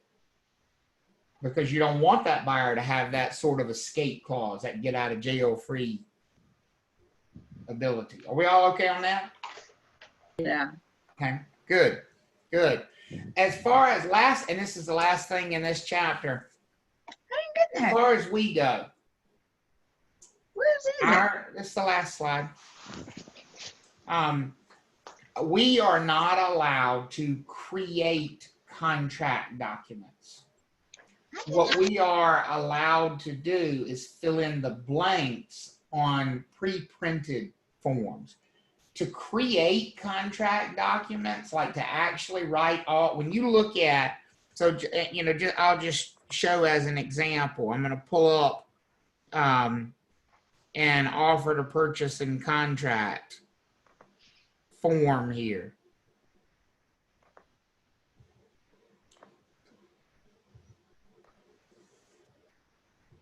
All that language right there was written by an attorney. Now, are there things that I can fill in as a real estate licensee without being an attorney? Are there things on there that I can fill in? Yes. Yes. Everywhere there's a what? Blank. Everywhere there's a blank line, I can fill that in. Okay. Can I, though, can I look at this and go, you know what? I don't like, I don't like a line. I don't like that due diligence line there. I'm going to take that out and change it. Can I do that? No. Sure. As a real estate licensee? No. No. Form given by the real estate commission, right? Not by the real estate commission. Real estate commission does not Attorney? provide forms. The Association of Realtors does. Very different organization. Okay. But here's the point. I can't take legal language and change it. Okay. The only things I can do on this form are the things that are in those blanks. If my client wants specialized language in there, they want one of these paragraphs changed, they want something. They have to get their lawyer. Who do they have to talk to? Their lawyer. They have to talk to an attorney. We are not allowed to do that. What we can do is fill in the blanks. That's it. Okay. And that's different in North Carolina than some other states. There are other states which actually allow real estate agents to write stuff into contracts. It's one of the reasons we struggle with people who come here from other states, who have license in another state, and they come here and and you get an offer in and they've written all over the thing, and you're like, what are you smoking? They're like, oh, well, what? My client wanted that. I'm like, I don't care what they wanted. You can't do that. I've been doing it my whole career in Montana, but not here. This is practicing law without a license. Unless you're an attorney in North Carolina, you don't make changes to the verbiage of contracts. Does that make sense for everybody? Yes. Now, But that wouldn't include like contingencies or anything. that's exactly right. So if you wanted to add a contingency, the only way you can add one is if who wrote it? The lawyer. If an attorney drafted it. Attorney. Right? I couldn't write one up myself. I'd have to use one that an attorney had drafted. Now, here's a question for the test. Can the buyer or seller make the changes to those documents themselves? When they ask you, now it's clear we can't do it for them. When they say to us, you know, I want you to mark out that paragraph and put this in, I'm going to say, I cannot do that for you. I'm not an attorney. But can they change their own contracts? Can they change their own documents? Yes. Yes. Yes. Just like representing themselves in court, they can choose to change their own documents. I would probably advise them not to because they don't know what they're doing, but they are legally allowed to change their own documents. So if they insist, if they say, no, I want that paragraph out of there, here's what you do. Here's the thing. Go for it. Okay. You can do it. I can't. And initial it. Have to initial it. Yeah, they would need to initial and date it and all that kind of stuff, you know, but the problem is what they write may not be legally sound. You know, people write in silly stuff. And could that have the effect of blowing up the whole contract if it ended up in court if they wrote in something stupid? Yeah, it could. And that's why you would probably say to them, I wouldn't do that if I was you. If you really want to make that change, we need to talk to an attorney so an attorney can make that change for you. The verbiage. Make those changes up there because those are the parties in the contract. That's right. The parties to the contract can make their own changes. That's exactly right. Okay? But we cannot do it for them as real estate brokers. And that is it for chapter 9. The lines where agents fill in, is there a certain number of whiteouts that are acceptable? Outside of that, you need to start over, or are there any allowed? Or certain amount of what that's accepted? I lost you for a second. Like whiteouts, like errors, and you white out and. No, as long as it's clear what was intended. If somebody has to, better than whiteout is actually just put one line through it and you know and correct it with an initial and a date. The nice thing is now we use digital documents so much that you would just go back in and retype it and send it back to them for digital, you know, digital signatures once you'd made the correction. Most likely. Okay. All right, that wraps up chapter 9. So why don't we, I've got 210, why don't we say 220 and we'll come back and talk about chapter 10, which is contracts again, but more specific this time. Okay, so 220. I have a question. Travis, what? I'm sorry. Go ahead, Carlos, and I'll get Charlene. In an example of a contingent regarding the price and a price out that later come, it is mostly the next step will be renegotiate the price or match the price of the appraisal.